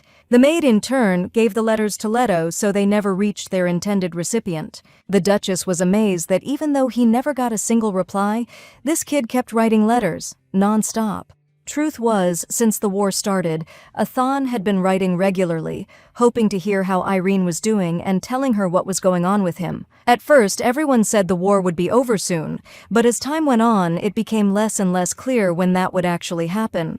The longer it dragged on, the fewer supplies they had, and Athan heard that even noble houses were feeling the pinch because of the war expenses. All he could do was hope it hadn't affected Irene, and he was constantly thinking about her, worried sick that she'd come to harm. Even though she never replied, Athan still believed she read his letters, because that's just the kind of person she was. Little did he know, those letters about how much he missed Irene weren't being read by her at all, but by the Duchess. The woman was furious at how Athan, whenever he wanted something, would immediately start playing the helpless card, just like his mother. She gave her assistant strict orders to make sure Irene never got her hands on another one of those letters. Suddenly, among the other mail, Leto noticed an envelope sealed with the Mayaton County crest. Crisis or no crisis, the imperial court was still throwing a New Year's festival. Once again, the heroine had to head to the capital as a representative of the Kasaros family. It had been 2 years since the debutante ball, and back then, she'd traveled this road with Athan. He was there with her then, and it gave her strength. But now, with the number of casualties climbing every day, Irene could only wonder if Athan was even okay. As the carriage rolled to a stop, our girl started to climb out, head down, totally missing that someone was already waiting for her. Dylan Mayaton greeted Lady Turlin with a smile, offering his hand to help her down. She hoped she hadn't kept him waiting, but he said a lady as lovely as her was worth waiting an eternity for. Dylan, heir to the Mayaton earldom, was introduced to Irene by the Duchess as her partner for the ball. Near the palace entrance, our girl spotted Lady Vesta, who waved excitedly the second she saw her, saying how much she'd missed her. Approaching her, Irene noticed how much the girl had grown. Behind Vesta stood Hestia, looking pretty shy, and also noticeably more beautiful now that she was 16. Looking flustered, the girl asked Lady Turlin how Master Athan Kasaros was doing. Our girl admitted she had no idea, since they hadn't seen each other since he left for the war. Hestia confessed she'd been hoping Irene was at least writing to him. Realizing her hunch was right, that this girl's been crushing on Athan since day one, she told her to just write him herself if she's so worried. Turns out Hestia had written him a bunch of times, but he never replied, not once. Irene chimed in, saying Sir Kasaros is probably having a hard time finding the time, what with the war and all.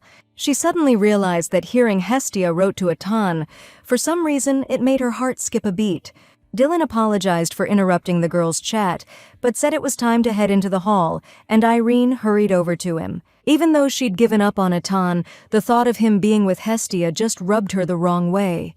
The Emperor raised his glass, welcoming the guests and declaring the New Year's festival officially open. With everyone's glasses raised high, His Majesty announced he had some amazing news for everyone. A man who has led the Empire to victory in wartime and time again has arrived in the capital. Whispers broke out in the crowd, everyone trying to figure out if he was talking about that hero. And wouldn't you know it, he made his grand entrance, the heir to the Kasaros dukedom. The heroine couldn't believe her eyes, watching Athan descend the staircase. People around were whispering about his victories, saying the guy just radiated power and intensity. Dylan turned to Irene, wanting to know if she knew the heir was back in town. But she was just standing there, clutching her chest, staring straight ahead, totally zoned out. She didn't get why Athan was here. After their breakup, he hadn't even sent a text. She wasn't ready for this, and had no idea how she was supposed to look him in the eye now. Before Irene could even collect herself, Atan was already right in front of her. He smiled, mentioned it had been a while, and asked how she was doing. The heroine just stared at Atan, who'd gotten so much taller in the last 2 years, his face and eyes all grown up. But those golden eyes, the way he looked at her, that hadn't changed. Out of nowhere, Dylan announced it was an honor to meet the Empire's hero, but the first dance was starting, so he asked Athan for permission to borrow his sister for a bit. Casaros just smiled and gave him the go-ahead, as long as Irene was okay with it. The heroine was shocked at how calmly he agreed, considering how he used to fly off the handle at the drop of a hat. During the first dance with Dylan, Irene couldn't take her eyes off Athan. He was the center of attention. Even Princess Sebeth was making eyes at him. The heroine had never seen Athan so charming and smooth before. Dylan snapped her out of her thoughts, pointing out that the ducal couple must be relieved to have such a dependable heir. Not wanting to waste any time, Mayatan suddenly declared that now they had time to think about their future, specifically getting engaged. Irene was flustered, but then replied that she needed to talk everything over with the Duchess first.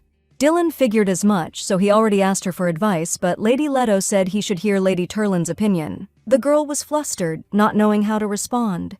Just then, the sound of shattering glass echoed through the hall, grabbing everyone's attention.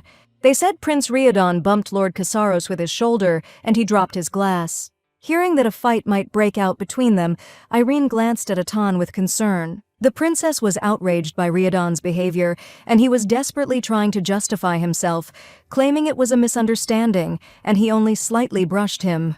The guests started whispering that he did it on purpose, out of jealousy. Atan facepalmed, regretting that he'd ruined the atmosphere at the festival. Then Casaros confessed that actually his shoulder, which he'd injured recently, hadn't fully healed yet. The princess anxiously asked if he was all right, and Atan just asked for a place where he could rest for a bit. Sebeth wanted to keep him company, but he refused, feeling like he shouldn't be a burden to her anymore. Besides, according to Athan, his sister was nearby and could escort him. The heroes followed the servant out of the hall, having been told to be led to the lounge. On the way, Irene wondered how Athan could have kept such a serious incident like getting injured from her. Suddenly, Hestia ran up to them, anxiously asking if Lord Casaros was all right. Irene glanced at Athan from under her brow, figuring he'd be blown away seeing Lady Stefan, all grown up and gorgeous. But to her surprise, he didn't even recognize the girl. Both Irene and Hestia were stunned, but Athan apologized, explaining that a lot of time had passed, and he just didn't remember her.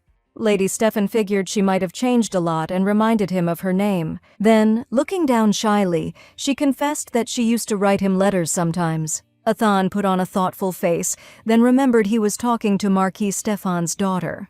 He said he hadn't been able to reply to Hestia, but her letters had been a real comfort, and he was grateful. Delighted, the girl suggested that Lord Casaros have a little chat, but he turned her down, saying his shoulder was killing him and he wasn't feeling too hot. Hestia started to offer her help, but Athan didn't even let her finish, saying he had a sister who could see him back.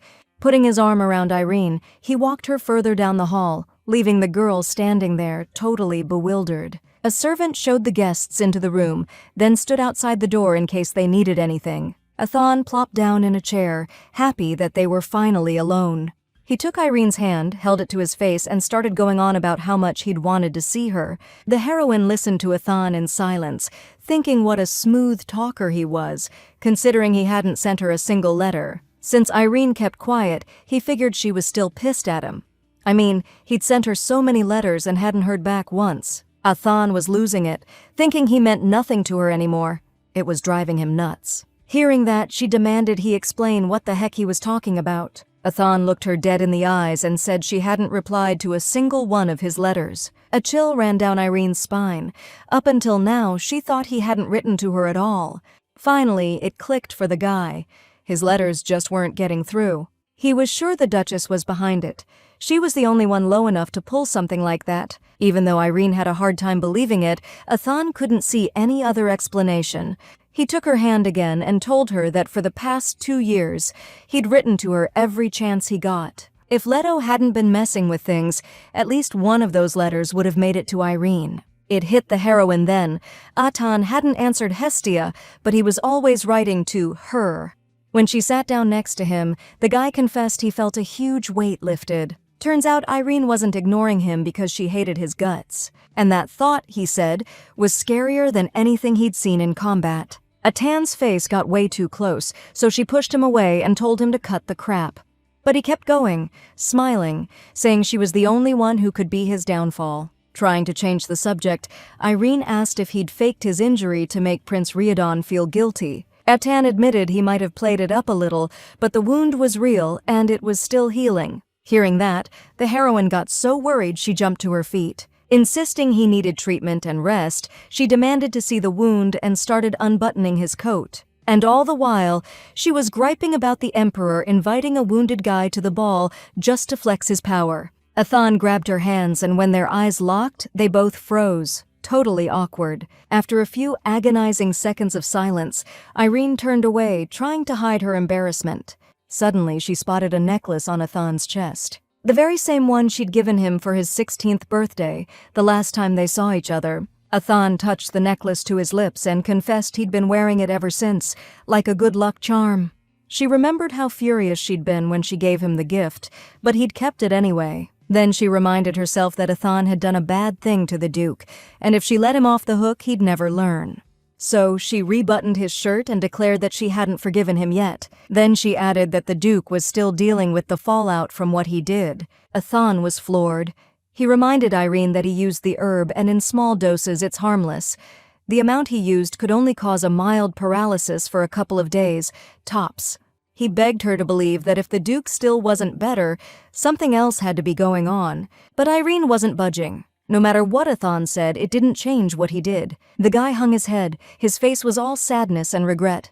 The heroine squeezed her eyes shut, mentally telling herself not to fall for those puppy dog eyes, and suggested they drop the subject for now. After the ball, they headed to the Duke's mansion in the capital. Athan crashed on the couch, and Irene was really worried about it, thinking the heir shouldn't be sleeping in a place like that. But the guy told her not to sweat it, since he showed up unannounced. Then they tried to start a fire, but the chimney was all clogged up, so they had to ditch the whole idea. And the room too. Irene was already regretting that they didn't take His Majesty up on his offer to stay at the palace. But Athan said crashing at that unfriendly dude's place wasn't the best plan. And even though Irene tried to hold it in at first, she finally lost it and burst out laughing. She told him to watch his mouth, and he shot back that she was just bad-mouthing His Majesty herself not long ago. Irene decided to head to the far bedroom so she wouldn't bother Athan and he could get some sleep. But he smiled and asked if she really thought her being around could bother him. The heroine got flustered, but the guy said he was just kidding and wished her good night. Irene went to sleep, but the thought of Athan being just outside the door kept her awake. Suddenly, some weird noise came from his room, and she jumped up, thinking he'd fallen out of bed. Irene went to check, but Athan wasn't on the couch. She started searching the whole room for him, and then suddenly she heard a heavy groan from behind her. The heroine found Athan behind the couch, sitting on the floor, clutching his head and hugging his sword. Beads of sweat were dripping down the guy's forehead, and he was muttering something under his breath. He didn't even notice Irene was there, so she reached out her hand to look at his face. Before she knew it, she was flat on her back with Athan looming over her, pinning her to the floor. His eyes were completely wild at that moment, like he was looking right through her. The heroine tried to snap him out of it, repeating his name and begging him to let go of her arms. Her voice seemed to wake Athan up like from a dream, and he came to his senses, trying to figure out what was happening and why she was there. The guy grabbed his head, only now realizing he wasn't on the battlefield. He confessed he'd mistaken Irene for an enemy, or one of those sent by that woman again. The heroine asked who he meant, even though she knew perfectly well that Athan could only be talking about one woman. She asked again if he meant the Duchess or his own mother, but Athan told her not to worry about it and apologized for scaring her. Irene figured that since he was trying to change the subject, it really was about Niobe, but knowing he wouldn't answer anyway, she decided to switch gears. She guessed Athan was uncomfortable sleeping on the couch, but he said it was actually the opposite. On the battlefield, you never know who's gonna attack or when. If you let yourself fall asleep without looking over your shoulder, You might not wake up. Atan explained that's exactly why he couldn't sleep soundly. Irene couldn't imagine what he'd been through to become like this. She smiled and tried to explain to Atan that he wouldn't recover without sleep. The guy grabbed Irene's hand and asked her to stay with him for a little while. Then the heroine sat down next to him on the floor, and he rested his head on her shoulder. Atan closed his eyes and smiled, feeling at peace whenever she was near. Irene tried to nudge his head a little, saying he was leaning on her again, even though everyone was calling him a hero. Atan opened his eyes and suddenly said it was all thanks to her. She hated it when he disregarded others, so he made sure there was no looting or killing in the conquered territories. Atan forced the army to maintain strict discipline, just so Irene wouldn't hate him even more after they met again. The heroine blushed, like she didn't understand what he was saying, but the guy was dead serious. Covering her hand with his, he declared that being called a hero of the Empire, surviving on the battlefield, and finding a reason to fight was all because of her. When Atan confessed that he wanted her to live in peace, tears welled up in Irene's eyes. That kid who had to leave because the girl he loved turned away and kicked him out, went through the war, got wounded, and became a man. And she, like a child, stubbornly refused to write him, even though deep down she knew he was waiting. Atan laid his head in Irene's lap and begged her never to leave again. She smiled and told him to sleep soundly, promising to stay by his side, but inside her heart was breaking. The heroine woke up in bed, confused about when she'd gotten back to the bedroom, since she and Atan had been sitting on the floor. Suddenly, memories of him carefully lifting her into his arms began to slowly surface. He laid her on the bed, covered her with a blanket, leaned down to her lips, and whispered that his heart belonged to her forever. Irene jumped up in a panic, not knowing where the dream ended and reality began. When Lita came into the room to tidy up her mistress, she said that Sir Athan had left for the imperial palace early that morning, without any explanation. The maid noticed Irene's flushed face and asked if she was feeling all right. The girl replied that everything was fine, but asked Lita to find something out for her. Learning that someone had been intercepting letters addressed to Irene all this time, Lita promised to arrange for everything from the master to be delivered directly to her from now on. But the heroine was also worried about something else, about what had been happening in the duchy lately. She had a feeling the Duchess was troubled, since she'd even been discussing a marriage with the Mayatan County family without even talking to her about it. Irene pointed out that it might sound like a good match, and at that moment, looking up at Lita, she suddenly stopped talking. The maid stood there, her fingers intertwined and staring at a single point, ever since she heard the name Mayatan. Unable to control her emotions, the girl suddenly shouted that she was against it. Irene looked at her with such surprise that Lita finally pulled herself together. She apologized, saying it wasn't her place and as a maid she shouldn't object. However, Irene was curious about what had happened and if she knew the heir, Dylan. Nervously clutching her apron, Lita replied that it wasn't like that at all, and it was about his mother, Countess Mayatan. Then she came to her senses again and apologized for saying too much again. Since Light dodged the question, the heroine didn't press her any further. But a few days later, the Duchess summoned her, and when Irene met the Countess in person, she regretted not finding out more about her beforehand. When the heroine went to see Leto, she froze in surprise, finding Lady Mayatan there. She immediately smirked and called the girl out for not knowing how to greet her elders. Irene apologized and introduced herself to the Countess properly. Mayatan sized her up with disdain, remarking that she was too pretty, and no wonder her son fell head over heels. The heroine was amazed at how different the calm and kind Dylan was from his mother. Once everyone was seated at the coffee table, the Countess remarked that the Duke's house was certainly something. But she advised them to try and keep the redheads to a minimum around the house, gesturing either towards Irene or Light. Since everyone present was taken aback by such a statement, Mayatan hurried to explain that she certainly didn't mean Lady Tyrlone, who was a respectable noblewoman. She said they were talking about people from the lower classes. The Countess was convinced that such an outrageous hair color was just asking for trouble. The heroine was like, "What the heck is she talking about? Light has normal brown hair, not even close to red." It was totally unclear what the Countess was getting at and what the Duchess was plotting. The girl was determined to ask Lady Leto about it as soon as the guest left. Turns out, the Mayatan house provided an interest-free loan because the treasury took a huge hit from the war. It was pretty obvious they did it because the Earl's heir showed a lot of interest in Irene. The heroine was horrified the second she realized the Mayatons fronted the money in exchange for a marriage promise. The Duchess admitted it was her bad for not asking Irene's opinion, but she was her guardian and couldn't just leave her unmarried because she wasn't showing any interest. In her opinion, it could be a solid match, and the heir Dylan seemed like a decent guy. As Irene's guardian, Leto was already planning their engagement, wanting to ensure she'd have a secure life after leaving the Duke's mansion. Hearing this, the heroine was speechless, but as Leto talked about marriage, only one person was on her mind: Athan. Meanwhile, Casaros was tearing through the forest at full gallop with his aide, David. David was exhausted and begged for a break, but Athan just told him to shut his trap while riding or he'd bite his tongue off. The knight kept whining, saying they'd been in the saddle for 2 days straight with no sleep. David pointed out that whenever the commander's sister was involved, he completely lost his cool. When Athan returned from the palace to the Duke's residence in the capital, Irene wasn't there. He found out the Duchess had summoned her home a few days earlier.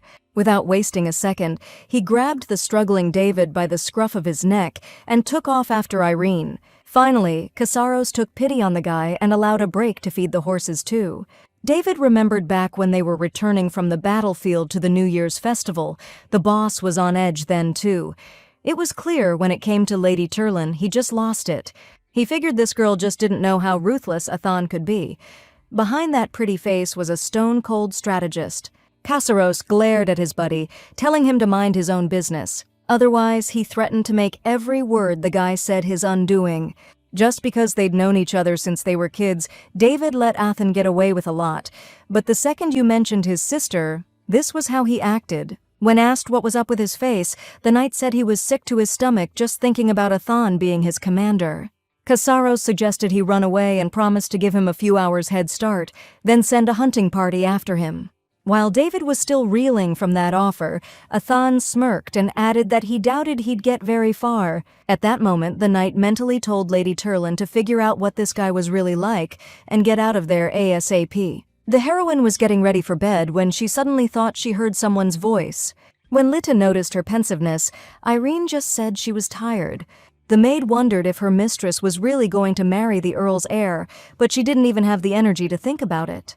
Replying that morning really does bring better ideas, Lita wished her good night and left the room. But as soon as our girl was alone, the ringing in her ears suddenly got louder. She heard a woman's voice saying she was going to marry Earl Mayaton. She started to realize the voice was hers, even though she didn't remember saying anything like that. The voice got louder and louder, insisting that Dylan wasn't like him, that low-born noble trash. In the pitch black she found herself in, Irene took a few steps forward, towards the sound. She was curious who she could have been talking to, saying she'd finally be free of the Duke's house. And then she saw herself totally different, that villainess from the novel, mocking Athan standing in front of her and gloating that she'd never see him again. The guy gave her a stone-cold stare and dared her to try it. Realizing it was Irene and Athan from the original story, she flinched and snapped back to reality. She was gasping for air, not understanding why she was seeing this now, when reality had already diverged so much from the book's plot. Maybe because the engagement came up, she was back at a major crossroads in her life. Even though it hadn't happened in real life, the thought of her saying such awful things to Athan sent shivers down her spine. That night she couldn't sleep, haunted by the vision. The next day, Countess Mayaton visited the Duke's mansion again and presented Irene with some kind of vial as a gift. The woman told her not to thank her since they would soon be family. She turned the gift over in her hands, not understanding what it was, since the vial was pretty plain for perfume. When she finally mustered the courage to ask what was inside, the Countess smugly replied that it was hair dye. Before Irene could even react to the shock, the woman launched into a story about how hard it was to get her hands on black dye. Since Lady Turlone had such fair skin, the Countess figured black would really suit her. Lita, who was watching the whole thing in horror, jumped when Irene announced she wasn't going to dye her hair. The girl flatly stated that she loved her hair the way it was, and she wasn't about to become a blonde or a brunette. The Countess was surprised Dylan hadn't already informed Lady Turlone that red hair was a no-go in their house. Without a second's hesitation, Irene shot back that, in that case, she didn't belong there. Madame Mayaton remarked that the girl actually dared to talk back to her elders. Getting to her feet, the Countess asked if Lady Turlone knew why she'd even agreed to consider a guest from the Duke's house as a worthy bride. The woman touched Irene's chin, saying she didn't like young ladies who acted all high and mighty just because of their family's power. She said she'd hoped Lady Turlone would understand the situation and listen to her elders, but alas, she was wrong. Before our girl could even figure out what was happening, the Countess ordered her seized. Her maids were on Lita in a flash, pinning the poor, scared girl to the floor. Irene jumped in to help, but they grabbed her too, just as quick. The Countess announced that they'd handle Lady Tyrion's upbringing once she was part of the family, but the punishment for her recent sass? That was going to fall on her personal maid. Irene yelled that the Countess had no right, and the Duchess wouldn't stay quiet once she knew. But Mayaton was sure she would, since Leto herself had given her the go-ahead to decide this girl's fate. With that, she popped open a vial and dumped the dye all over Lita's head as she trembled. The Countess declared she had a personal score to settle with this little brat. Because this red-headed hussy, according to her, was the daughter of a maid who, even though she had a husband, had seduced the Count. Mayaton grabbed Lita by the hair, demanding to know right then and there if her mother was still alive. Tears streamed down the girl's face, the words choked in her throat, and the Countess kicked her in the gut as hard as she could. She was fuming like, did this little nobody really think she wouldn't notice her? Not willing to take it anymore, the heroine tried to break free and demanded she stop. The Countess smirked at Irene, thinking it was pretty bold to raise her voice for some maid. Suddenly, heavy footsteps echoed through the room. And the next thing you know, Atan's voice boomed out, asking the Countess how she dared lay a hand on his precious sister. Lady Mayaton just smirked, noting that the Kasseros heir had arrived. Atan gripped the hilt of his sword, asking her what she was doing here. Then he ordered the servant to release his sister's arm immediately, threatening she'd lose her own if she didn't.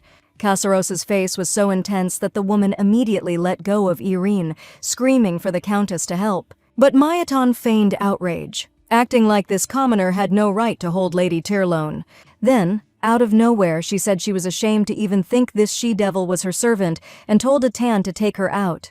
Without a second thought, Kasseros raised his sword above the woman. Irene jumped between them, demanding Atan stop this right now. Sheathing his sword, the guy told her not to jump out like that because it's super dangerous. The heroine went over to Light, who was crying on the floor, to make sure she was okay. Then Irene announced there was no point in hesitating anymore, and she was calling off the engagement with the Countess's son.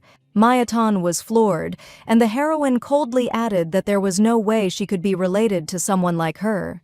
With that, she asked to be excused and left the room. As she left, the Countess hissed that it was outrageous, and if not for the Duchess, Irene would be out on the street. Once they were in the courtyard, Atan asked if Dylan had proposed, and she explained the invitation came through the Duchess. The heroine pictured how furious Leto would be, but hoped she'd understand once she explained the Countess's behavior. Atan interrupted her thoughts, asking if she had any doubts about accepting the proposal or not.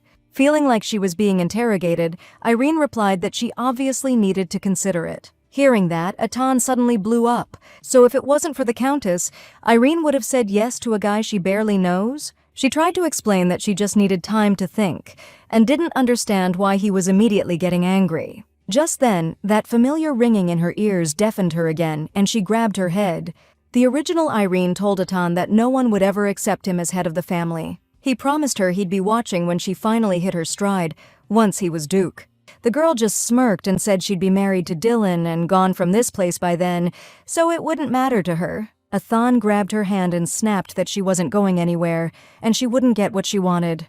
She was gasping, not understanding why her ears were ringing with so many sharp, cutting words. It was mind-blowing how much they hated each other in the original story. Athan cupped her face in his hands, looked her in the eyes, and asked, worried, what was wrong. The guy started apologizing, thinking he'd gone way too far.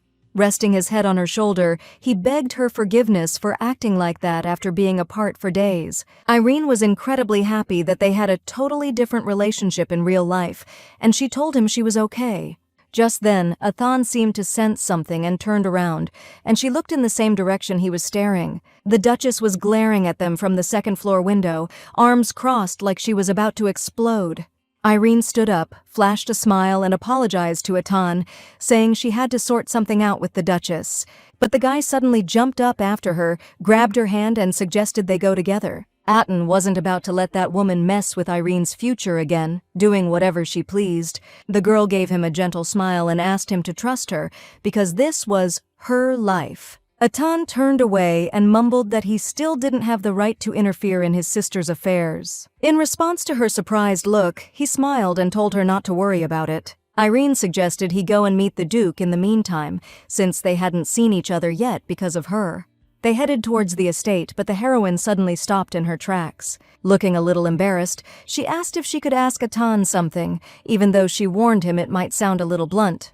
Trying to avoid eye contact, Irene asked him about that night in the living room of the capital residence when she woke up in bed the next morning. Atan replied that it was he who had carried her to the bedroom. Now the heroine had no doubt that that memory was not a dream, but reality. Noticing that she had fallen into thought, Atan asked if there was some kind of problem. The girl hurriedly began to assure him that everything was fine, blushing more and more as she did so. After all, she couldn't ask Atan directly whether he had kissed her back then, or if she had imagined it. But then the boy himself suddenly asked if she was talking about a kiss. The heroine flushed and began to say that he shouldn't do that, since Athan was still underage. The boy laughed, asked if it was really a problem just because he hadn't reached adulthood yet, and winked at her. Then Athan reminded her that there was very little time left until his birthday, and that one could say he was already an adult. But he got a kick out of knowing Irene wasn't mad about something else. The girl stood there flustered, not knowing what to say, and Athan told her to go to the Duchess, who was probably already waiting for her. On the way, the heroine kept replaying that evening in her head. Athan tucked her into the soft bed, and when she turned over, she felt the warm touch of lips, and it felt really good. Suddenly, Irene vividly remembered another moment, and her face burned with shame. When Athan got close, she wrapped her arms around his neck, pulled herself closer, and they kissed. The heroine took a deep breath, because she needed to pull herself together to meet with the Duchess. When she entered the room, Leto was sitting with an angry frown. She demanded an explanation for unilaterally breaking off the engagement, because it was so unlike Irene. The girl was just about to tell her about the Countess's actions, but the Duchess interrupted her, figuring she never really wanted to marry Dylan anyway, even if he was a good match. But when Irene asked Leto if she wasn't bothered by the insult directed at her, the woman lost it. The heroine went silent, realizing she'd just acted like a total kid. And suddenly the Duchess turned to her, looked her straight in the eye, and asked if she'd done it for Athan. Irene had always been level-headed, and Leto no longer doubted that the girl was deliberately dragging her feet on the marriage. The Duchess accused Athan, saying that stupid kid had put her up to making that decision. The heroine rushed to insist that wasn't the case at all, but Leto didn't let her get a word in edgewise. According to her, she couldn't help but be angry when Irene insulted not only herself, but the entire ducal family. Nervously bunching the skirt in her hands, the girl tried to explain that that wasn't what she meant at all. But the Duchess already had a splitting headache from all this, and she asked Irene to leave. Closing the door behind her, the heroine stood in the hallway for a while, head hanging low. Looks like she didn't even realize how much she'd started depending on the Duchess over time. Tears streamed down her face, because even now she couldn't shake the thought of whether the Duchess was mad at her personally or because of the family's reputation. When Irene asked Leto about the insult, she didn't see the point in asking a question she already knew the answer to. The Duchess was sure that kid was behind it all, and if they could just strip him of his inheritance and grab Niobe, they could figure out what they were plotting together. Otherwise, there was no way Leto could explain His Excellency's fall from the horse.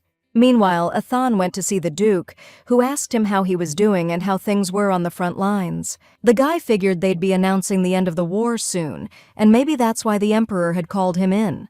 Saying things were the same as always, Athan asked his father how he was feeling. The Duke lowered his head and admitted he was feeling anxious, since it's hard to relax when your son's at war. Athan sighed heavily, not understanding why everyone still treated him like a kid, even though he was a grown man. He suddenly noticed a cane next to his father's bed, and his father, seeing this, told him not to worry. The Duke admitted he was limping a bit, saying his muscles seemed tired from the strain, but he figured it would pass soon. Even though Irene doubted it, it was obvious to Athan that these weren't traces of Petia. He hadn't used that much poison, and it looked like someone was deliberately hindering the Duke's recovery. The guy's mind flashed back to the events that happened a year ago at the Imperial Army camp. When Athan got back to the tent, David told him a letter had arrived addressed to him. A flicker of hope sparked in the commander's eyes, hoping his sister had finally replied. But after quickly checking the envelope, Athan didn't see a sender's name on it. As he opened the letter, a sharp smell of musk rose hit him. Niobe wrote to her beloved son that his decision to go to war wouldn't help at all. She said even if the Duke's family hides in their castle, they won't escape her control. She's dealing with the Duke herself and told her son not to do anything stupid and get himself killed. Niobe finished by threatening to take away what Athan values most if he dares interfere with her plans again. That girl the Duchess is carefully raising like a prize-winning rose, Irene Turlone. Athan bit his lip, furious at his mother for daring to threaten him. He wasn't going to forgive her if she so much as laid a finger on Irene. After leaving Leto Casaros, the heroine ran into her personal maid on the way out. The girl noticed the first aid kit in her hands and asked how the Duke was feeling, guessing he wasn't doing well. The maid replied that it was just herbs to help him sleep. His lordship hasn't been able to sleep without them lately. Irene was surprised that this particular maid was the one handling it. Turns out, after the incident 2 years ago, all the Duke's maids were replaced, and Leto ordered her own maids to take care of him. Hearing that the Duchess is giving her husband sleeping pills, a terrifying thought crossed the heroine's mind. Irene was secretly checking Lord Casaros's room and belongings, trying to figure out why his recovery was so slow. She checked his pens and the things he used every day, suspecting someone had tainted them with poison. Light always stood guard during this and would warn her if anyone was coming that way. But no trace of poison was found on any of the items. Now the heroine suddenly realized it could be an airborne toxin and was trying to figure out why the Duchess would do that. Maybe she wanted to slow down the Duke's recovery so he couldn't go to war instead of Athan. But it was just a guess. And Irene had no proof. And until she investigated the medicine storage, it was too early to jump to conclusions. The heroine was about to move on when suddenly someone called out to her from behind. Turning around, she saw Dylan. He looked out of breath and really upset. Mayatan ran up to the girl and started apologizing for his mother's behavior. Irene tried to tell him he didn't need to apologize, but then he started begging her to change her mind. Dylan said his mom was actually a really unhappy woman who'd been through hell because of his dad. Irene looked away, flustered, not understanding why he was telling her all this. Dylan kept pleading with her to understand the Countess, stepping closer to her as he did. Just then, David came out of the room, stretching, happy he'd finally gotten some sleep after arriving. He saw Mayatan asking Lady Turlin to reconsider her decision about their marriage. She apologized but stuck to her guns, and you could tell how awkward it made her feel. David decided to jump in right away, walked over to Irene, and apologized for making her wait so long. In response to her surprise, the guy winked and smiled at her without Dylan noticing. Irene apologized to Mayatan and said she had to go, since she had a meeting scheduled with Sir Bowen. Dylan couldn't hide his shock seeing David, who'd just rolled out of bed, actually trying to go out looking like that. But Irene grabbed the knight's arm, told the Earl to take care, and hurried off. Once outside, they hopped into the carriage, and she thanked David for his help. But the guy was sure that if he'd pretended not to notice Irene in trouble, Athan would have ripped him to shreds. Suddenly, she remembered Heather and wondered how she was doing. After that whole mixed-up ballroom incident, she got married in a real rush. But when Irene asked David about her, he said Pierre was a total jerk, and already told Heather he wanted a divorce. Then, before anything was official, he bailed back to his family estate. She was seriously ticked off by such an irresponsible move. David just said everything was cool, because Athan was already plenty mad at Pierre for him. The guy flashed back to his brother-in-law trying to weasel his way out, claiming he never even wanted to marry Heather in the first place. Athan told him to cut the excuses, since Pierre was the one who chased after her, drawn in by the Bowen family's wealth. Servin didn't argue that point, but it turned out the rumors were way overblown, and besides he actually had his eye on someone else. Hearing that, Athan's eyes went red. He grabbed Pierre by the collar and told the lowlife to never even speak that name again. Of course, David didn't tell Irene all that, just said that thanks to Athan, his former brother-in-law was no longer a problem. The heroine asked with concern how Lady Heather was doing now. According to David, his sister was a changed woman after everything that happened.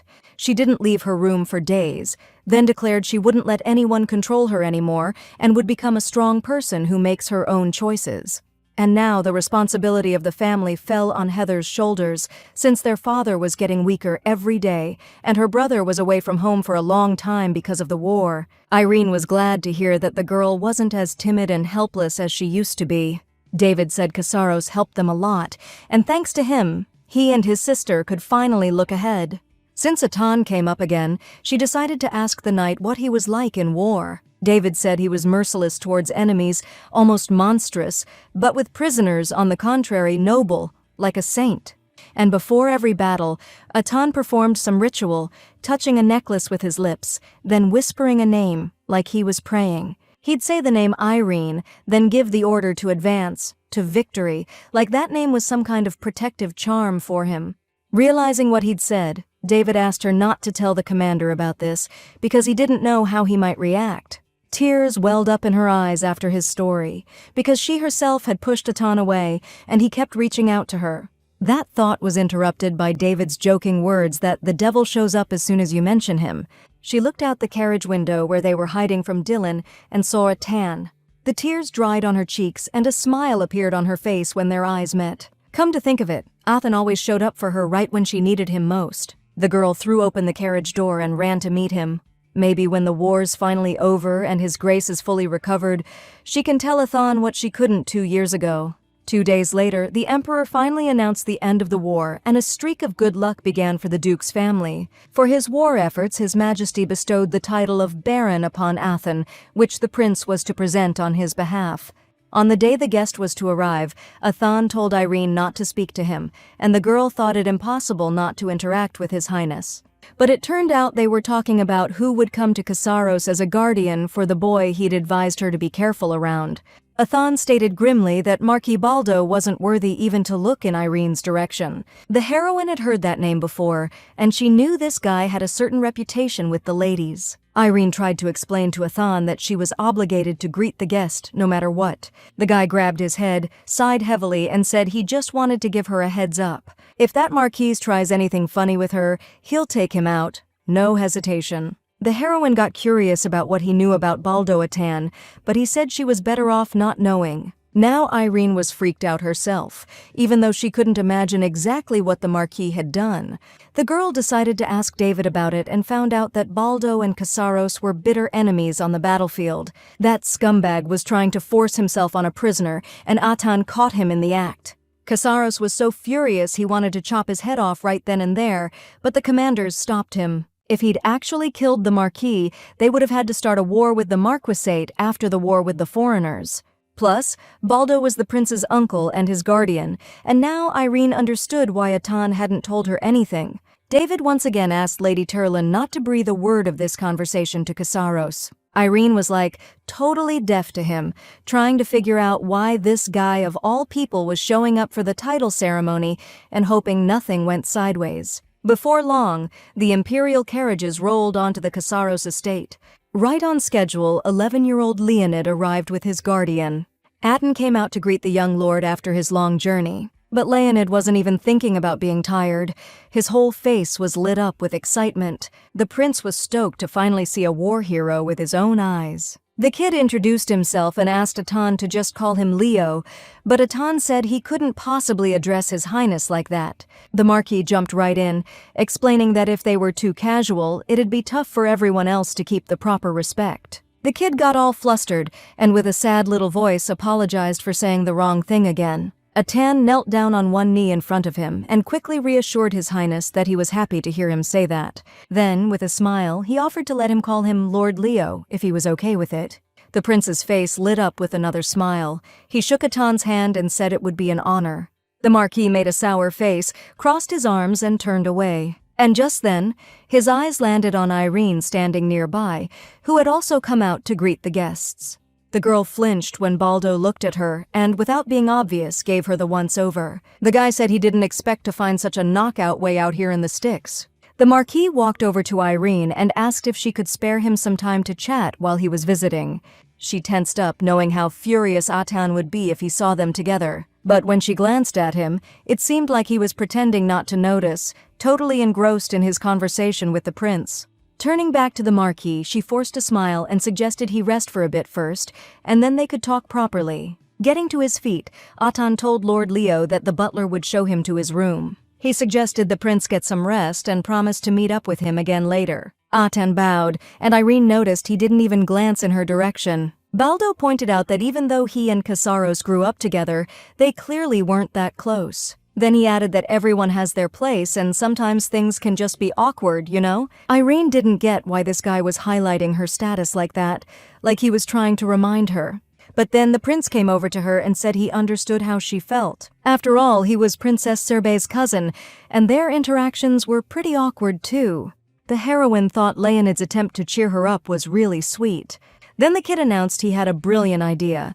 He suggested they all go see Lord Casaros that evening, sure that if they saw and talked to each other more often, they'd become friends. Even though the girl found it pretty funny, the Marquis was back at it, reminding His Highness to remember his place. The kid just hung his head again, all embarrassed, and started apologizing. The heroine didn't like how this guy just kept pushing the kid around. As he was leaving the hall, Baldo told Irene he was really looking forward to when they could finally be alone together. Once he was gone, the heroine breathed a sigh of relief. She was already feeling the pressure. The only thing that didn't make sense was why Athan acted like he didn't even know her. After dinner with the guests, Irene went for a walk with Athan and the prince. Leonid pointed out that the Duke and Duchess Casaros made a pretty intimidating impression. The boy thought they looked even stricter than the people in the palace. Irene laughed and said that's how it seems at first, and Leonid asked if she was scared around them. You know, the heroine was actually so scared of them at first that her stomach would hurt after dinner every time. But she smiled at His Highness and assured him that they weren't that scary, and that they actually really loved kids. The girl turned to Atan to back her up, and he replied that His Grace had definitely supported him more than once. The heroine couldn't help but notice that those words seemed like they were pulled from Atan's teeth. Giving him a sly smile, she stated that the Duchess had also helped them, sparing no effort. Atan initially flared up in confusion, then confirmed Irene's words, noting that Lady Leto was, at the very least, fair. When you think about it, even though the Duchess was supposed to hate her husband's illegitimate son, she still looked after him. The heroine was lost in dreams of Leto and Atan getting along in the future. Suddenly, a servant ran up to them, apologizing for interrupting their walk, and asked Mr. Casaros to step aside for a moment to discuss tomorrow's reception. Athan apologized to Mr. Leo and asked him to hang out with his sister for a bit. The kid was stoked and grabbed Irene's hand. The heroine still hadn't managed to talk to Athan alone, and she really wanted to ask why he'd suddenly become so distant. The prince snapped her out of her thoughts, asking how she was enjoying the walk and if she'd managed to connect with Sir Casaros at all. Irene gave Leonid a sweet smile, calling him very perceptive, and he suddenly said that Athan really cares about her. The girl looked at the prince, surprised, not understanding why he was bringing this up. Turns out Leonid had noticed that every time Irene stopped along the way, Athan also stopped and waited for her. In the prince's opinion, the heir actually has warm feelings for the girl. Blushing with embarrassment, Irene admitted that she'd be happy if that were really the case. Leonid changed the subject as abruptly as he'd started it, and asked the girl where they should head next. After a moment's thought, she offered to show him something cool. Before long, they were strolling through the mansion's hallways. Passing by the storage room, Leo got excited. He'd never been there before, and it was way more interesting than the study or the greenhouse. When the prince asked what was stored inside, Irene said it held medicinal ingredients and suggested they take a look. Since His Highness was curious, she asked a servant to unlock the storage room for him. After the Duke's unfortunate incident, security around the medicinal herbs got super tight. But now, thanks to Leo, she had a chance to sneak a peek at the dream herb. Once the prince had his fill of the storage room, he thanked Lady Turlone for her kindness, especially for offering him the dream herb.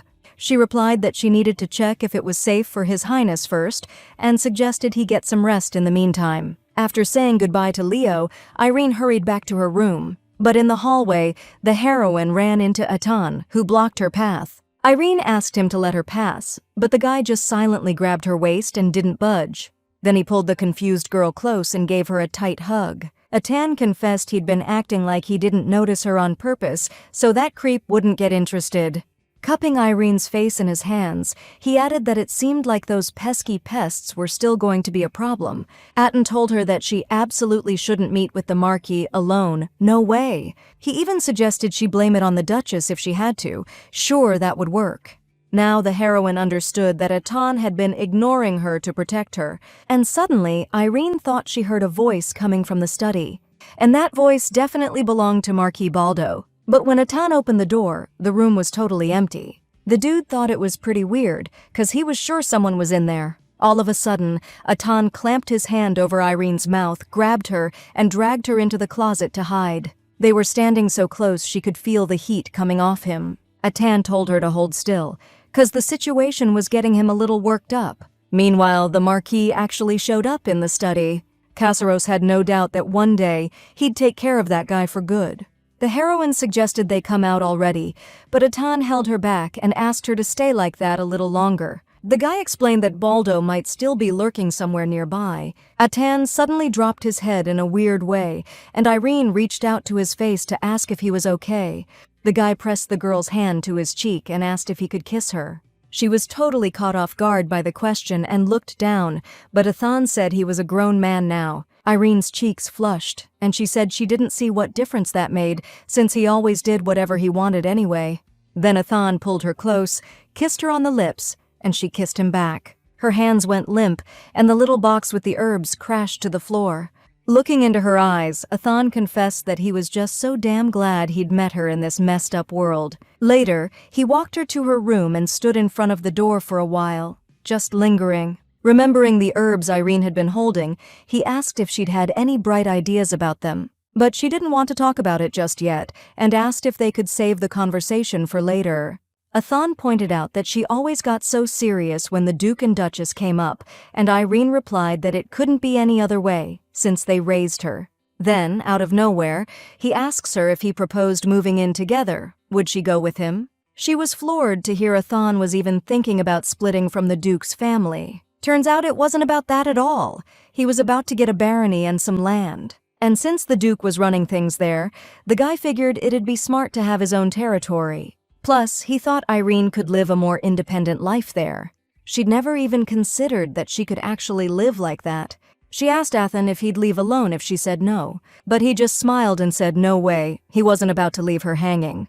Irene asked for some time to think it over, and until then, they both agreed to stay in the duchy. She was so stoked to hear Atan would stick around, but the happier she got, the more she worried it could all vanish in an instant. It was late when Irene heard a knock and opened her door to find the Marquis standing there. Baldo reminded her she'd promised to chat and suggested they do it now. Knowing she couldn't wiggle out of it, Irene decided to just get it over with and offered him a cup of tea. Over tea, the Marquis brought up Sir Casaros, saying he didn't seem like much of a talker. She replied she couldn't say for sure, but he seemed to get along fine with his friends. Baldo confessed that when he saw Atan on the battlefield, he figured a guy with that look in his eye wouldn't give a damn about human life. So the fact that Casaros was protecting prisoners got the Marquis thinking. Either someone got to the kid, or there's some other reason for it.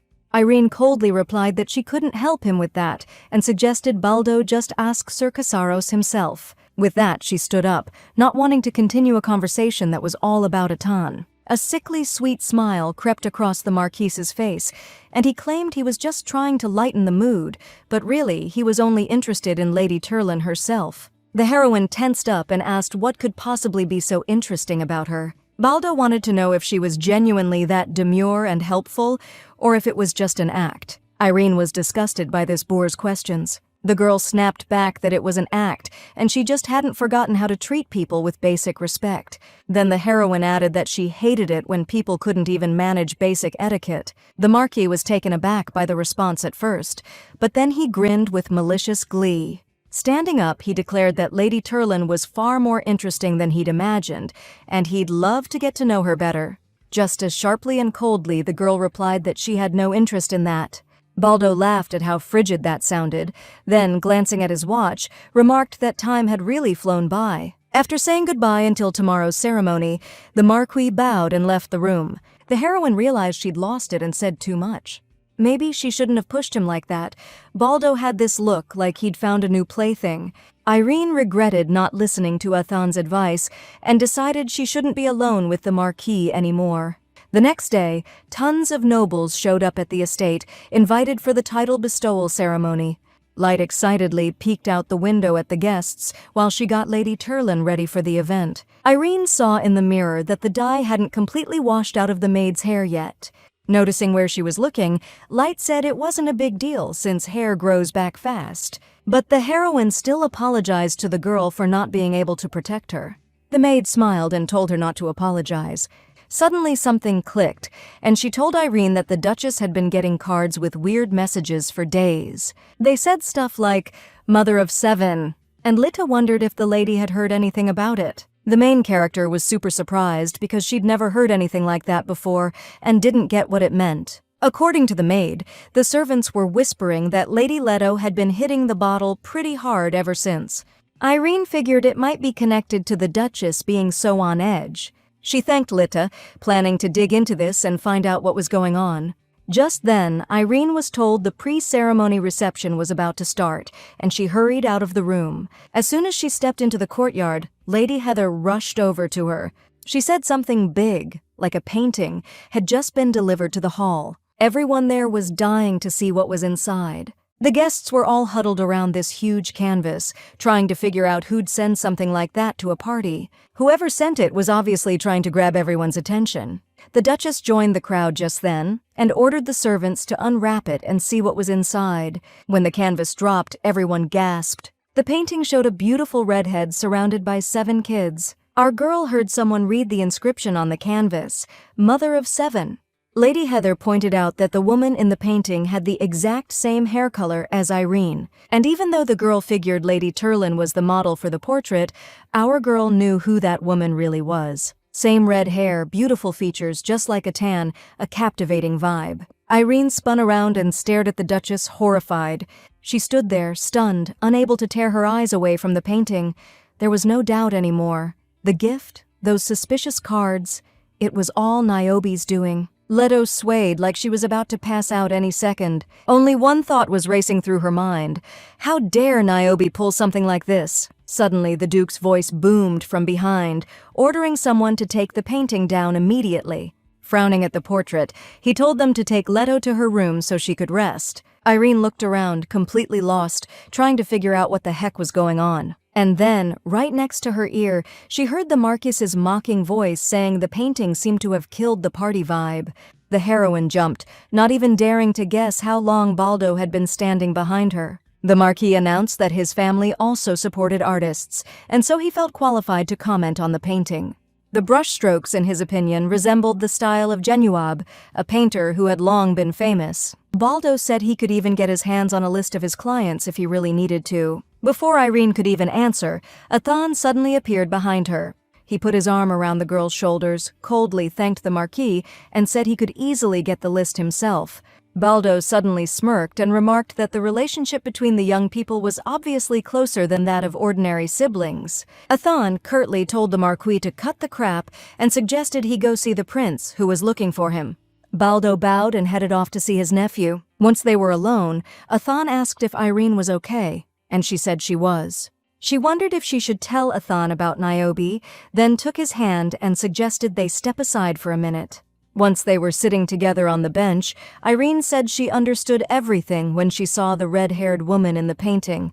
She had no doubt that the one who sent the Duchess the weird cards, and now this portrait was Athan's mother. Looking at the guy's face, she could tell it was tough for him to talk about. As much as Athan hated Niobe, she was his own mother, and he was probably a wreck inside. Casaros suddenly turned to Irene, asking exactly how she knew about the woman's red hair.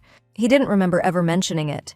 The girl laughed, reminding him how unhappy both he and the Duchess looked when they first saw her hair. Besides Irene, there was only one other person whose hair color could remind them both of bad times.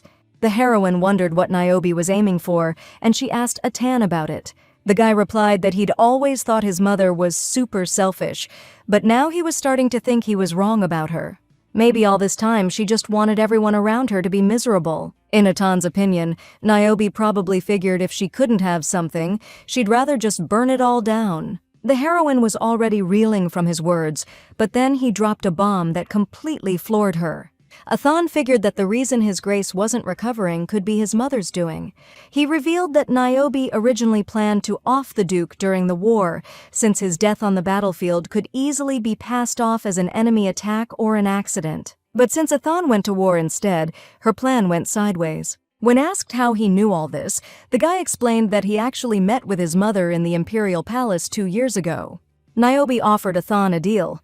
Kill the Duke and inherit the title so she could marry into the family and get her revenge on everyone. The guy looked at Irene and asked if she was pissed because he'd kept quiet for so long. Or maybe she was just tired of putting up with him because he's the son of that kind of woman. Irene was still silent, and Athan confessed that's exactly why he didn't want to tell her.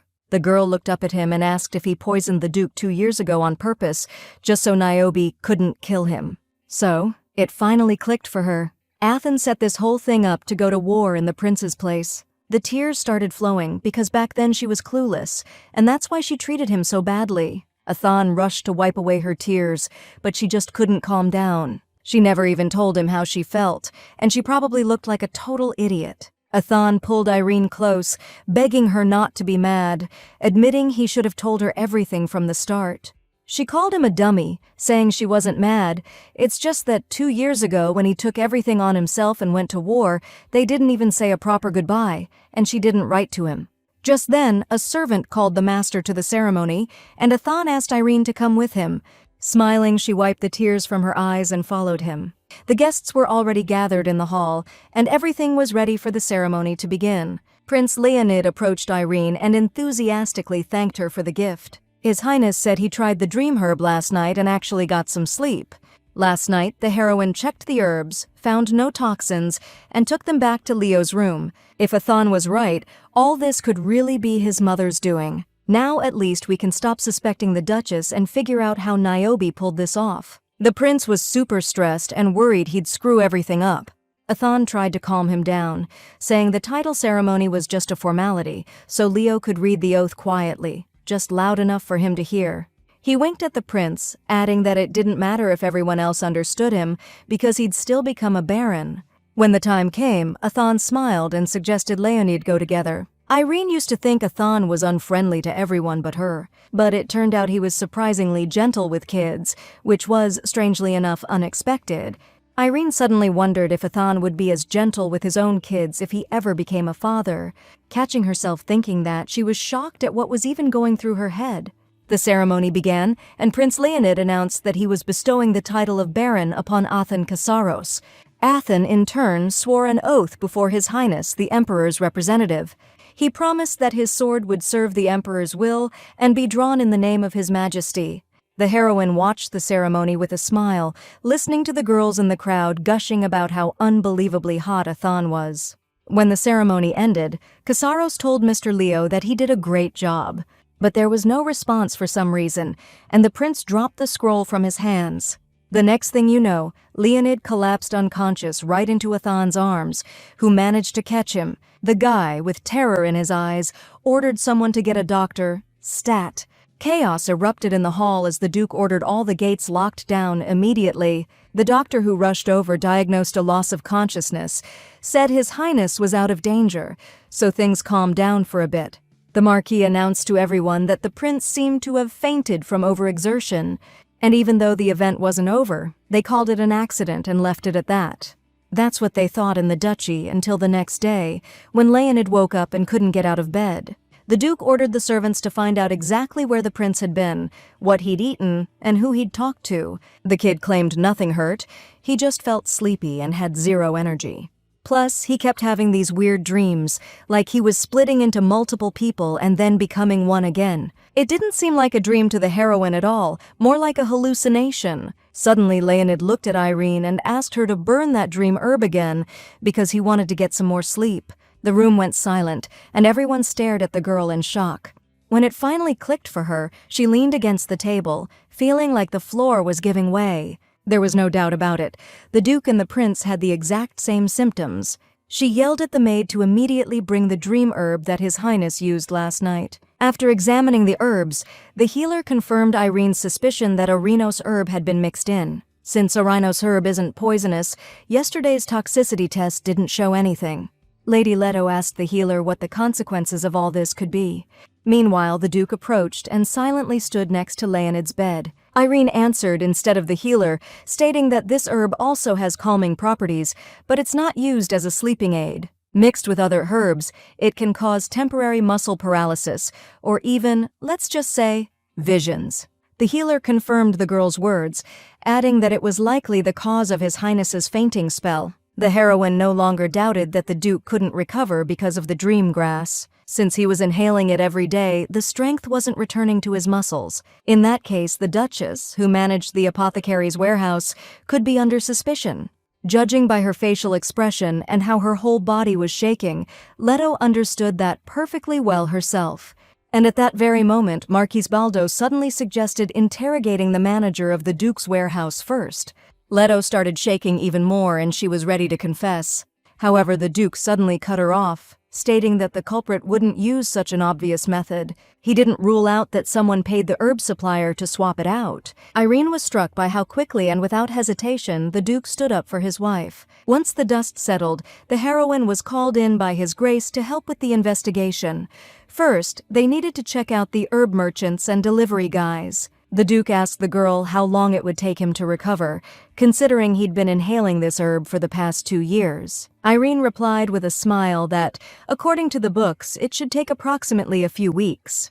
She told His Grace not to worry, because once all the components were out of his system, there wouldn't be any lasting effects. It was news to the Duke that Irene had been studying herbs so diligently. The heroine frantically tried to come up with an answer, being careful not to say too much. After all, if she blurted out that she wanted to know the reason he fell off his horse, it would reveal Atan's actions. But as luck would have it, nothing came to mind, and the girl stood silently, head bowed. Finally, the Duke himself suggested that Irene might have been studying herbs because she was concerned about his health. And that was actually true. The heroine didn't want His Grace to stay in that condition forever. When she ran away from the estate as a kid, this guy took her in and called her family. Irene blushed, tears welling up, realizing the Duke was like a real father to her. His Grace thanked her, saying he really feels like he can get better now, but from now on, he wants her to take more time for herself. Irene promised she would and laughed because the guy was still as blunt as ever. 2 days later, Leo was fully recovered and ready to head back to the Imperial Palace. Saying goodbye, she felt bad that the sleeping draft she gave His Highness made him suffer so much. But Leonid told her not to apologize, because he really enjoyed hanging out with Miss Turlin. He whispered to her like it was a secret that he sometimes imagines she's his actual sister. In that instant, Athan's massive hand appeared between their faces. He declared that Miss Turlin was his sister, then patted Leonid on the head, and all three of them burst out laughing. The Marquis, leaning against the carriage, looking totally wiped, asked His Highness how much longer he planned to yap. The kid apologized, then asked Baron Casaros if he could come visit them again sometime. After getting the okay, Leonid confessed that when he grew up, he wanted to be just like him. Athan was stunned. His eyes flashed for a second, and his mind seemed to drift off somewhere. His mood did a complete 180, and to everyone's surprise, Casaros suddenly said, "No way!" Dropping to one knee in front of a shocked Leonid, he took his hand and declared he didn't need to become like him. Athan smiled, and looking the boy in the eye, advised him to be better than he was. Fed up with all the mushy stuff, the tired Marquis called out to His Highness again. The kid looked around, startled, and apologized to the Baron, saying he had to go. As the boy climbed into the carriage, Baldo remarked that for the next meeting with His Highness, Baron Casaros might want to brush up on his vassal etiquette. He figures the prince won't be fooled by that kind of flattery for long. Irene stood there, teeth clenched, absolutely furious at that scumbag. But then, out of nowhere, Atan tells the Marquis he's absolutely right. Once His Highness grows up, he'll quickly realize who's been pulling his strings all this time. Things got so tense, Irene had to step in and tell them both to cool it before someone overheard. The Marquis turned to the girl, and Atan instinctively shielded her from him with his hand. Noticing the gesture, Baldo smirked and said the more he saw of them, the more interesting things became. Deciding he was done for the day, the man said his goodbyes and headed for his carriage. As he walked away, Atan muttered that they should have taken care of that guy when he broke the rules, even if it meant a war with the Marquisate. Once they were alone, Irene asked the guy why he'd said Leo couldn't become like him. Turns out Athan didn't think he was someone to look up to. Stunned he could actually think that, the girl smiled and reminded him he was a war hero. Even Irene didn't always get him, but in tough spots he always did the right thing and secretly helped his grace. Plus, he found proof the dream herbs were being swapped out outside the estate, which cleared Leto's name. But Athan cut Irene off, saying he wasn't all that great of a guy. Even though he was behind all that stuff, he didn't do it out of the goodness of his heart. Every single thing he did was for Irene, so she could be at peace, so she wouldn't hate him, and so she could be happy. The heroine looked closely at the guy who, in the original story, wanted to, well, let's just say he wasn't a fan. Athan blushed, smiled, and confessed to the girl that he was head over heels for her. He gently touched Irene's face and asked if he could kiss her, but she said someone might see them here. Atan suggested they go somewhere private then, but she said that wouldn't work either. It was still too soon. Apologizing in advance, the guy grabbed her around the waist and lifted her high above his head. Irene tried to break free, not understanding what he was doing, and Atan explained there was a huge puddle there. Then he asked her to promise him that she would never leave him. He was ready to live however she wanted, but if she did, well, Atan said Irene knew what could happen. The girl lowered her head and asked him to promise not to, hurt her, no matter what. In response, the guy burst out laughing, saying destroying the entire world would be more likely. He took Irene's hand and promised to follow her will from now on. Back at the estate, the heroine pondered what Atan had said at the end. The thought of her being forced into marriage ate at him, so he was gonna tell his lordship how he felt. Irene asked him to hold up, let her tell the Duchess first, so she'd hear it straight from her. But our girl wasn't sure if telling Leto right now was the move, especially since she'd been so on edge about Niobe lately. Deciding to just keep an eye on things for now, Irene knocked on the Duchess's door. The door wasn't locked, and it swung right open at her touch. She stepped inside and saw empty wine bottles all over the floor. The Duchess herself was sitting on the floor, leaning against an ottoman, her hair a mess, head hanging low. Irene rushed over to Leto, calling for help, but suddenly Leto grabbed her hand tight. Tears streamed down the woman's face, and staring at the girl's red hair, she asked with a hateful look what Niobe was doing here. The Duchess saw before her the low-down snake who'd smirked and asked if she'd received her little gift. When Irene cried out from the pain in her wrist where Leto grabbed her, the woman finally snapped out of it and recognized her. Just then, our girl noticed the harmony necklace around the Duchess's neck. Seriously? She was flaunting what Niobe wanted so badly, even though that wasn't like her at all. Leto apologized, saying she mistook her for someone else, and the girl said she understood, blaming it on her hair color. The Duchess was confused about where she got that idea, but Irene calmly replied that it wasn't hard to figure out from everyone's reactions. Leto hung her head, lamenting what a piece of work this Niobe was. The heroine cut her off and suggested that the sleeping draft was also that woman's doing. The Duchess was surprised by how much she knew, and Irene revealed that she even knew about the cards Niobe had been harassing her with. Leto just chuckled at the fact that everyone seemed to know everything about everything. She figured that his grace must know about it by now too then. The Duchess's hands trembled. Her husband knew everything, and yet he chose to keep the sleeping draft incident quiet. Apparently, Leto thought the Duke was just covering for the real culprit. Turns out, Niobe always mocked the Duchess for being barren, saying that if she were in her place, she'd have popped out 7 kids for his grace. A shocked Irene tried to explain to Leto why the Duke wasn't making the whole thing public. But Leto cut her off, saying he wouldn't be so forgiving if she'd been the one messing with his medicine. The heroine glanced around, scared, hoping no one had overheard that. Helping the Duchess up off the floor, she tried to explain that she shouldn't say things like that, or people might get the wrong idea. And then, out of nowhere, Leto confessed it was all a big misunderstanding. When his grace fell off his horse, she added something to his medicine to slow down his recovery. Once his bones healed, the Duke would definitely try to go to war, and Leto was afraid he'd end up getting himself killed in his condition. The Duchess wanted to protect him for the sake of the family. The heroine was floored when she found out that there was more than one person responsible for what happened to his lordship. Athan used herbs to keep his father from leaving, the Duchess slipped something into his medicine to keep him from dying in the war, and Niobe was hindering his recovery. Irene sat Leto down on the couch and said she'd go get the maids. But as she stepped out the door, she ran into the Duke standing right behind her. The heroine tensed up, wondering if the man had heard what his wife had just said. The Duke said he'd heard Leto wasn't feeling well and had come to check on her. Since the Duchess was in a state where she might spill everything to her husband, Irene decided to keep him away from her and lied, saying the lady was already asleep. Ampion replied that in that case he'd observe the situation a little longer before going in. The heroine grabbed his shirt sleeve and said he might wake up Lady Leto, who had just fallen asleep. Shaking like a leaf, tears welling up in her eyes, the girl offered the Duke a cup of tea for her Grace's sake. Ampion turned around, remembering something like this had happened before. He was thinking about the time Irene thought the Duchess was stepping out on him and tried to distract him. Realizing the Duke remembered that time made the heroine smile. Saying there must be a good reason for it, Ampion promised to make some warm, sweet tea. Irene thanked his Grace and followed after him. Even though the Duke's mansion seemed cold on the outside, it was the warmest and safest place for Irene. Meanwhile, Atan found the guy who messed with the Duke's medicinal herbs and was trying to beat the truth out of him. Even though the perp claimed he didn't know who hired him, he wasn't about to let him off that easy. Kasaros demanded to know how he could meet the woman who ordered the hit. Just then, a woman's voice came from behind him, asking if he was looking for her. Niobe pointed out that Athan's methods were pretty heavy-handed.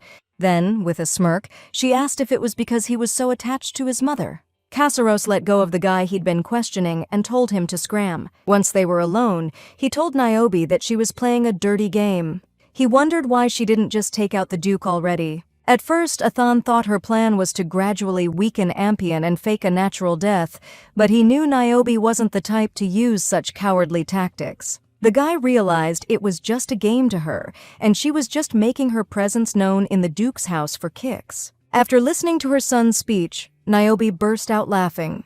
She found it hilarious coming from someone who was just as driven by their own desires as she was. Niobe knew damn well what Atan had done to get that girl. In other words, she figured they had the same goals, since she needed the Duke's house and he wanted Irene Tirlan. Atan warned his mother that if she mentioned Irene's name again, he wouldn't let her get away with it. Niobe was shocked that he dared threaten his own mother for some girl. The guy reminded her that she was the one who dumped him at the Duke's house. Atan threatened to hunt Niobe down and throw her in the estate's basement if she ever tried to use Irene again.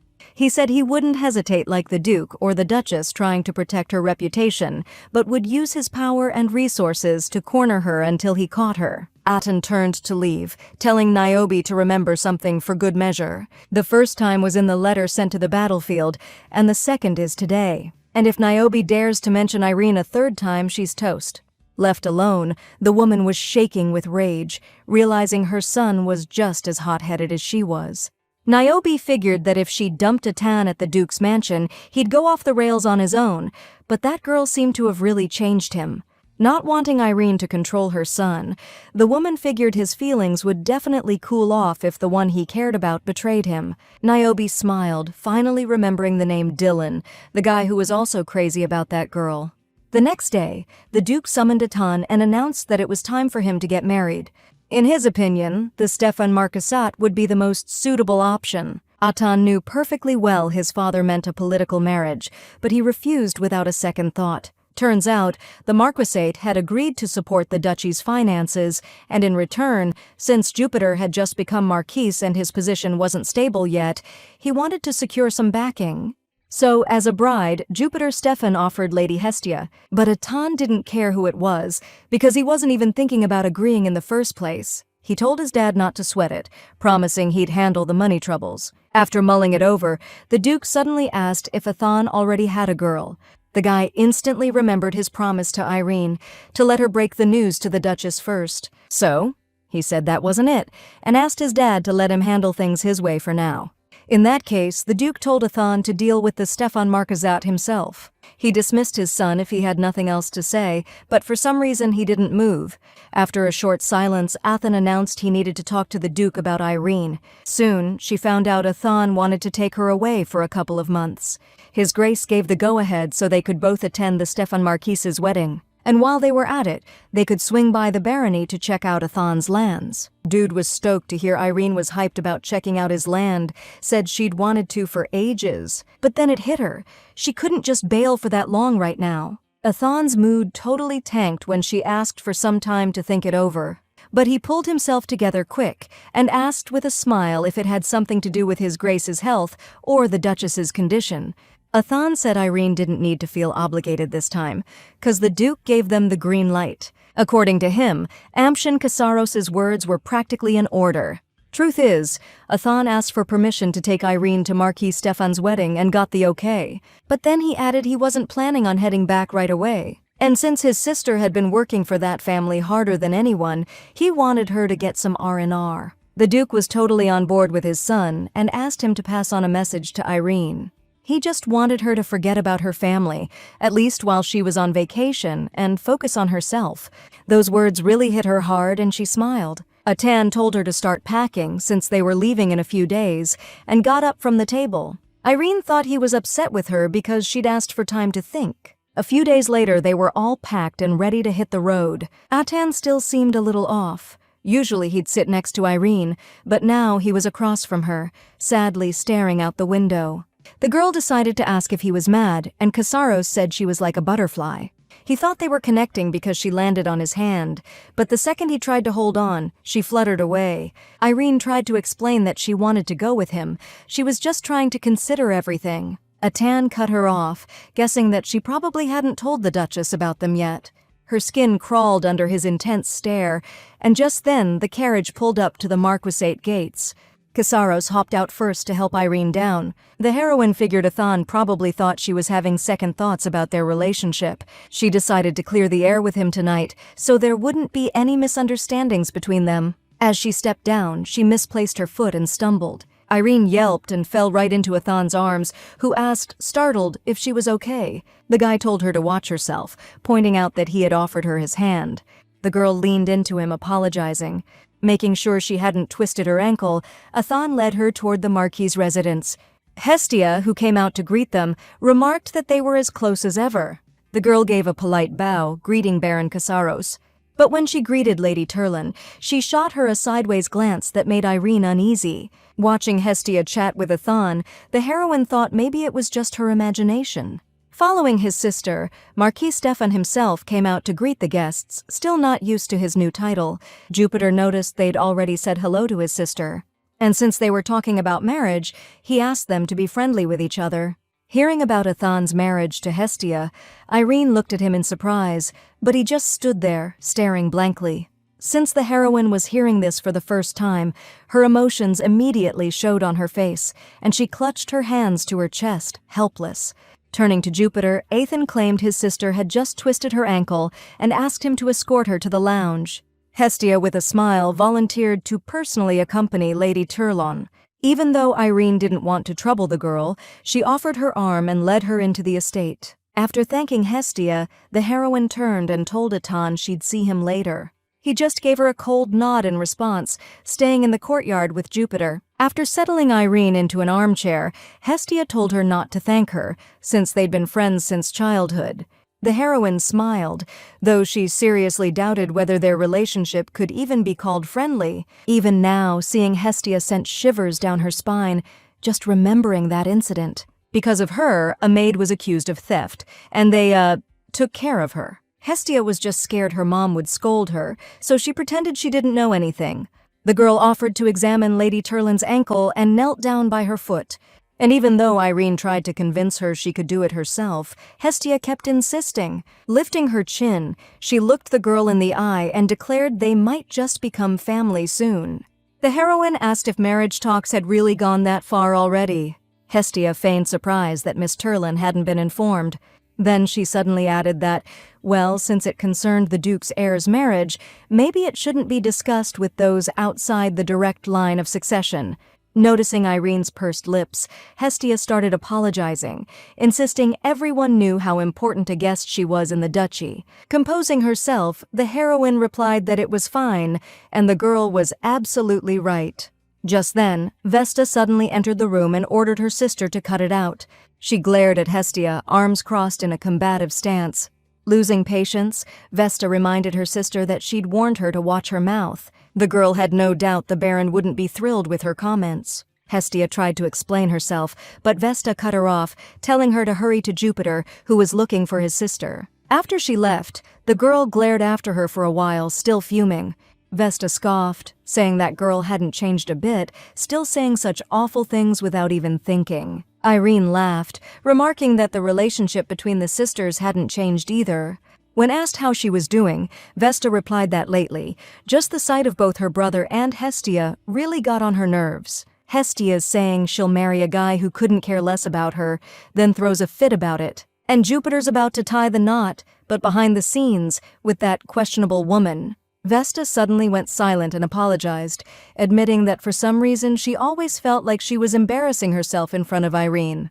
Walking later in the garden, the heroine pondered Vesta's words about not wanting to marry just for appearances, even if it meant staying alone for life. Looks like things were pretty messed up in the Marquise's family. But what Irene really wanted to know was why Athan hadn't told her about the marriage arrangement. He doesn't seem interested in this girl, but it's wild how fate keeps trying to throw them together. The heroine was pulled from her thoughts by a breathless Pierre Servin rushing up to her. After making sure it was really Lady Turlin, he thanked the heavens for this encounter. Irene heard that Pierre dumped Heather and left home, so she couldn't figure out what he was doing in the Marquisate. Servin started telling the girl how he wanted to meet with her and clear up the misunderstanding between them. Even though Irene said they had nothing to discuss and was about to leave, Pierre grabbed her wrist and begged her to listen.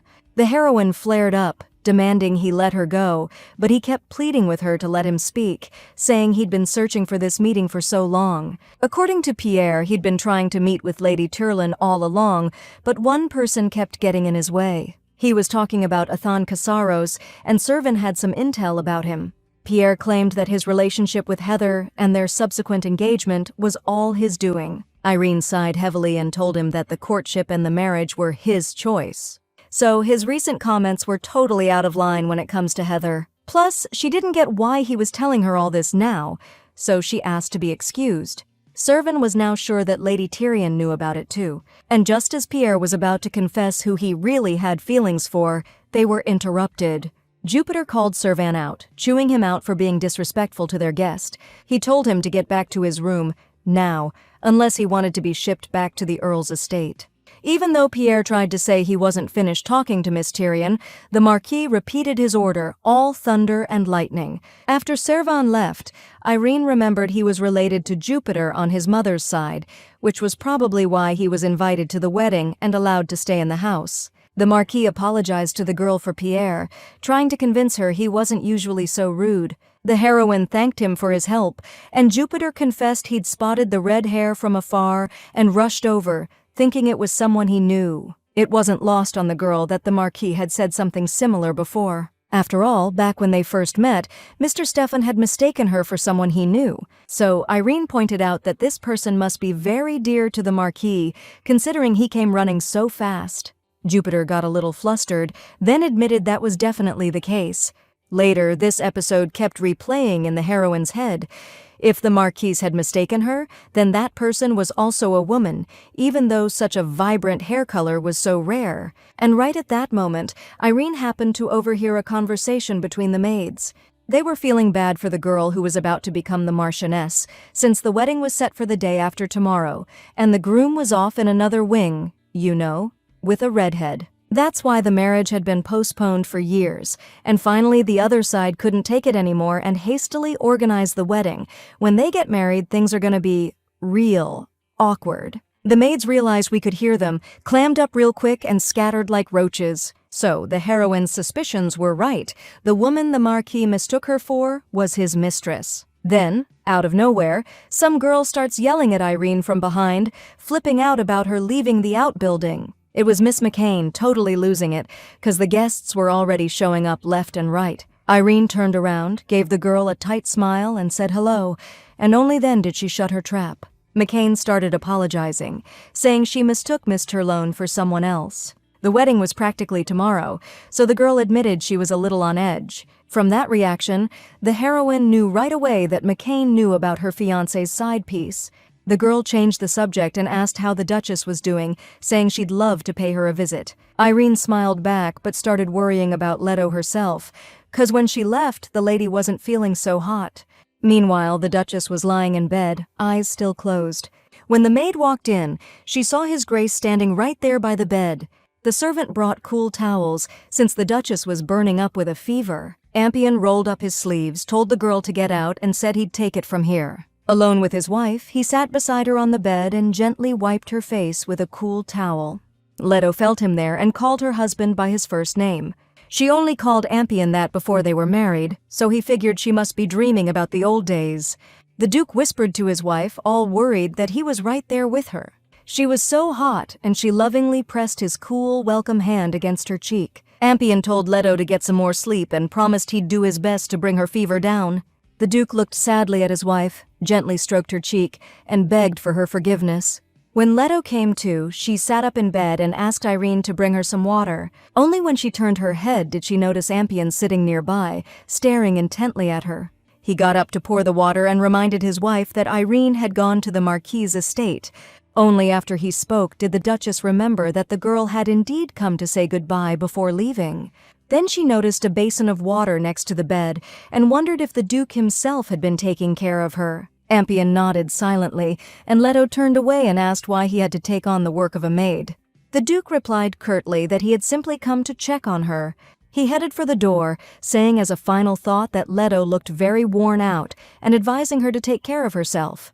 The Duchess irritably snapped after him that he was right, and she was a useless wife. She couldn't even give him kids, so the least she could do is play the Duchess right. Ampion stopped dead in his tracks, turned around and asked what she meant by useless. Leto scoffed at her husband, figuring he thought the same thing, which is why he brought that woman to the estate. The Duke hadn't even tried to explain anything to her this whole time, and even though she didn't know what got into him now, she didn't need his pity, so she told him to just act normal. Leto found it hilarious that Ampion thought if he pretended to be a caring husband and fawned over her, she'd be touched. The woman didn't understand what was happening to her or why she couldn't control herself, because normally she would have stayed silent. After a short pause, the Duke sat down next to his wife, took her hand, and asked her to listen. 19 years ago, Ampion was seriously wounded up north. Among the nurses mobilized to the front lines was a woman with red hair. The Duke was completely out of it, and she gave him some kind of medicine. That nurse slipped him something that made Ampion totally lose control, and then she, took advantage of the situation, promising to make him feel better. Next morning, she was gone without a trace, and then 6 months later, she shows up at the Duke's doorstep. Leto's hands were shaking. She couldn't understand why her husband hadn't told her the truth from the start. The Duke figured if she knew the truth, she would have punished Niobe severely. It wasn't about that woman at all. Ampion just wanted to protect an innocent child. If Leto had had children of her own, the Duke would have only taken Niobe's son after confirming paternity. But they didn't have any kids, and the Duchess was always upset about it. Ampion thought that if he said the child was conceived willingly, Leto might hate him, but at least she'd acknowledge the boy as the heir to the dukedom. And when Atan showed up at the estate, that's exactly what happened. As a reward for giving birth to the Duke's heir, Ampion promised to spare that woman's life and provide her with everything she needed. Only now did Leto realize in horror that Niobe's necklace was still around her neck. After the birth, the Duke planned to assign soldiers to that woman and banish her from his lands, but when she found out, she disappeared with her son. Amphion could give Niobe as many necklaces as she wanted, but the only thing she could take from him was a child. The Duke lowered his head and apologized to his wife for not telling her everything sooner. Leto turned away and asked to be left alone. Amphion apologized again, this time for rambling on and forgetting she wasn't feeling well. After he left the room, Leto sat for a while, contemplating everything she had just heard. Then, in a rage, she tore the necklace from her neck and clenched it in her fist, realizing that this had all been Niobe's plan from the start. Meanwhile, Irene returned to her room at Marquis Stephane's estate. So much had happened that day that the girl was completely exhausted.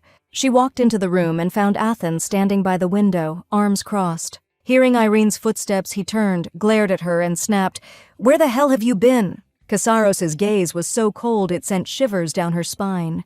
She replied, scared, that she'd just gone for a little walk, but Athan thought that was way too carefree, considering the Mayatons were here for the wedding too. With that, he stepped up to Irene, grabbed her shoulders, looked into her eyes, and demanded, "Have you already seen Dylan?" The heroine said she hadn't, and that she wouldn't do anything anyway. Then she suddenly went quiet, lowered her head, and asked, "What's with all the grilling anyway? You're the one who kept the whole arranged marriage thing with Hestia a secret from me." Kassaros sighed and said he'd only found out about it right before they left, but he turned the Marquise down as soon as he got here. Looking at Irene, he confessed, "You're more important to me than my duty to the dukedom or our financial standing." Aten told her to drop it, or it was going to turn into a fight. She almost started complaining about how he'd hurt her feelings, but then she realized she should apologize to Atan for making him worry. Irene smiled and promised that as soon as they got back to the estate, she'd tell the Duchess about them. All she wanted was for him to chill out because she really was going to keep her promise. Winking playfully at Atan, Irene added that he shouldn't act like he didn't know her if they got kicked out of the duchy. He suddenly grabbed her hand, leaned in, and with a dead serious look said he'd never leave her, not unless she dumped him. No, scratch that. Even if she did dump him, he still wouldn't give her up. Irene called him an idiot because she wasn't ever planning on dumping him. Atan cupped her face in his hands and made her promise, warning her that if it ever happened, he couldn't handle it. Their lips were so close, practically begging to touch. Even though Atan didn't want to go back to his room, Irene insisted he had to, because the maid would be there soon to turn down the bed. The guy chuckled and said he knew just the right time and place. Saying goodbye, they made plans to meet up tomorrow at the pre-wedding party. Aten added that they just needed to hang in there till the wedding, and then they could get out of the Marquise's estate, and Irene agreed. The heroine was so beat after the day, she was stoked to finally crash. But no sooner did she get into bed than the ringing and hallucinations started up again. Just like Irene expected, she was back to arguing with Atan in these visions. The girl yelled that when she became Countess Mayaton, she wouldn't let guys like him push her around anymore. Atan stared at her, eyes wild, doubting she'd ever manage to escape to the Earl's family. Irene was convinced he couldn't do anything about it anyway, since their families had already arranged the marriage. Athan smirked at her and asked if she really thought so. The girl retorted, calling him a low-down dirty so-and-so who dared to threaten her. Athan laughed, reached out and shoved Irene hard, sending her sprawling onto the bed. Unbuttoning his shirt, he asked her, "If that's the case, what does that make her for getting mixed up with him like this?" Irene screamed for him to get away from her, but Athan was already towering over her, wondering if Dylan knew about what they'd been up to. With those words, he passionately pressed his lips to her neck, covering it with kisses. The heroine broke out in a sweat, not understanding what this all meant, and weren't their characters from the original novel supposed to hate each other? What she felt was more than hate, it was a much stronger kind of feeling. The girl's mind couldn't process how many details had been left out of the story, and suddenly the heroine wondered exactly what she was feeling and if Irene's emotions were even real. But if it was just an illusion, why did it feel like she was remembering her own past? Just then the door swung open and someone barged into the room without knocking. A woman with bright red hair, just like Irene's, stood facing her and smiled. Niobe announced that she'd been watching her for a long time, but this was their first face-to-face. This woman's eyes and aura reminded the heroine so much of Athana, she instantly knew who she was dealing with. Niobe was pleasantly surprised at how quickly Irene recognized her. Just as she suspected, the girl was pretty sharp. When asked how she got in, the woman smirked and said she'd been here long before she arrived. And in that instant, the heroine, piecing together everything she knew, realized that Niobe was the Marcus's special friend.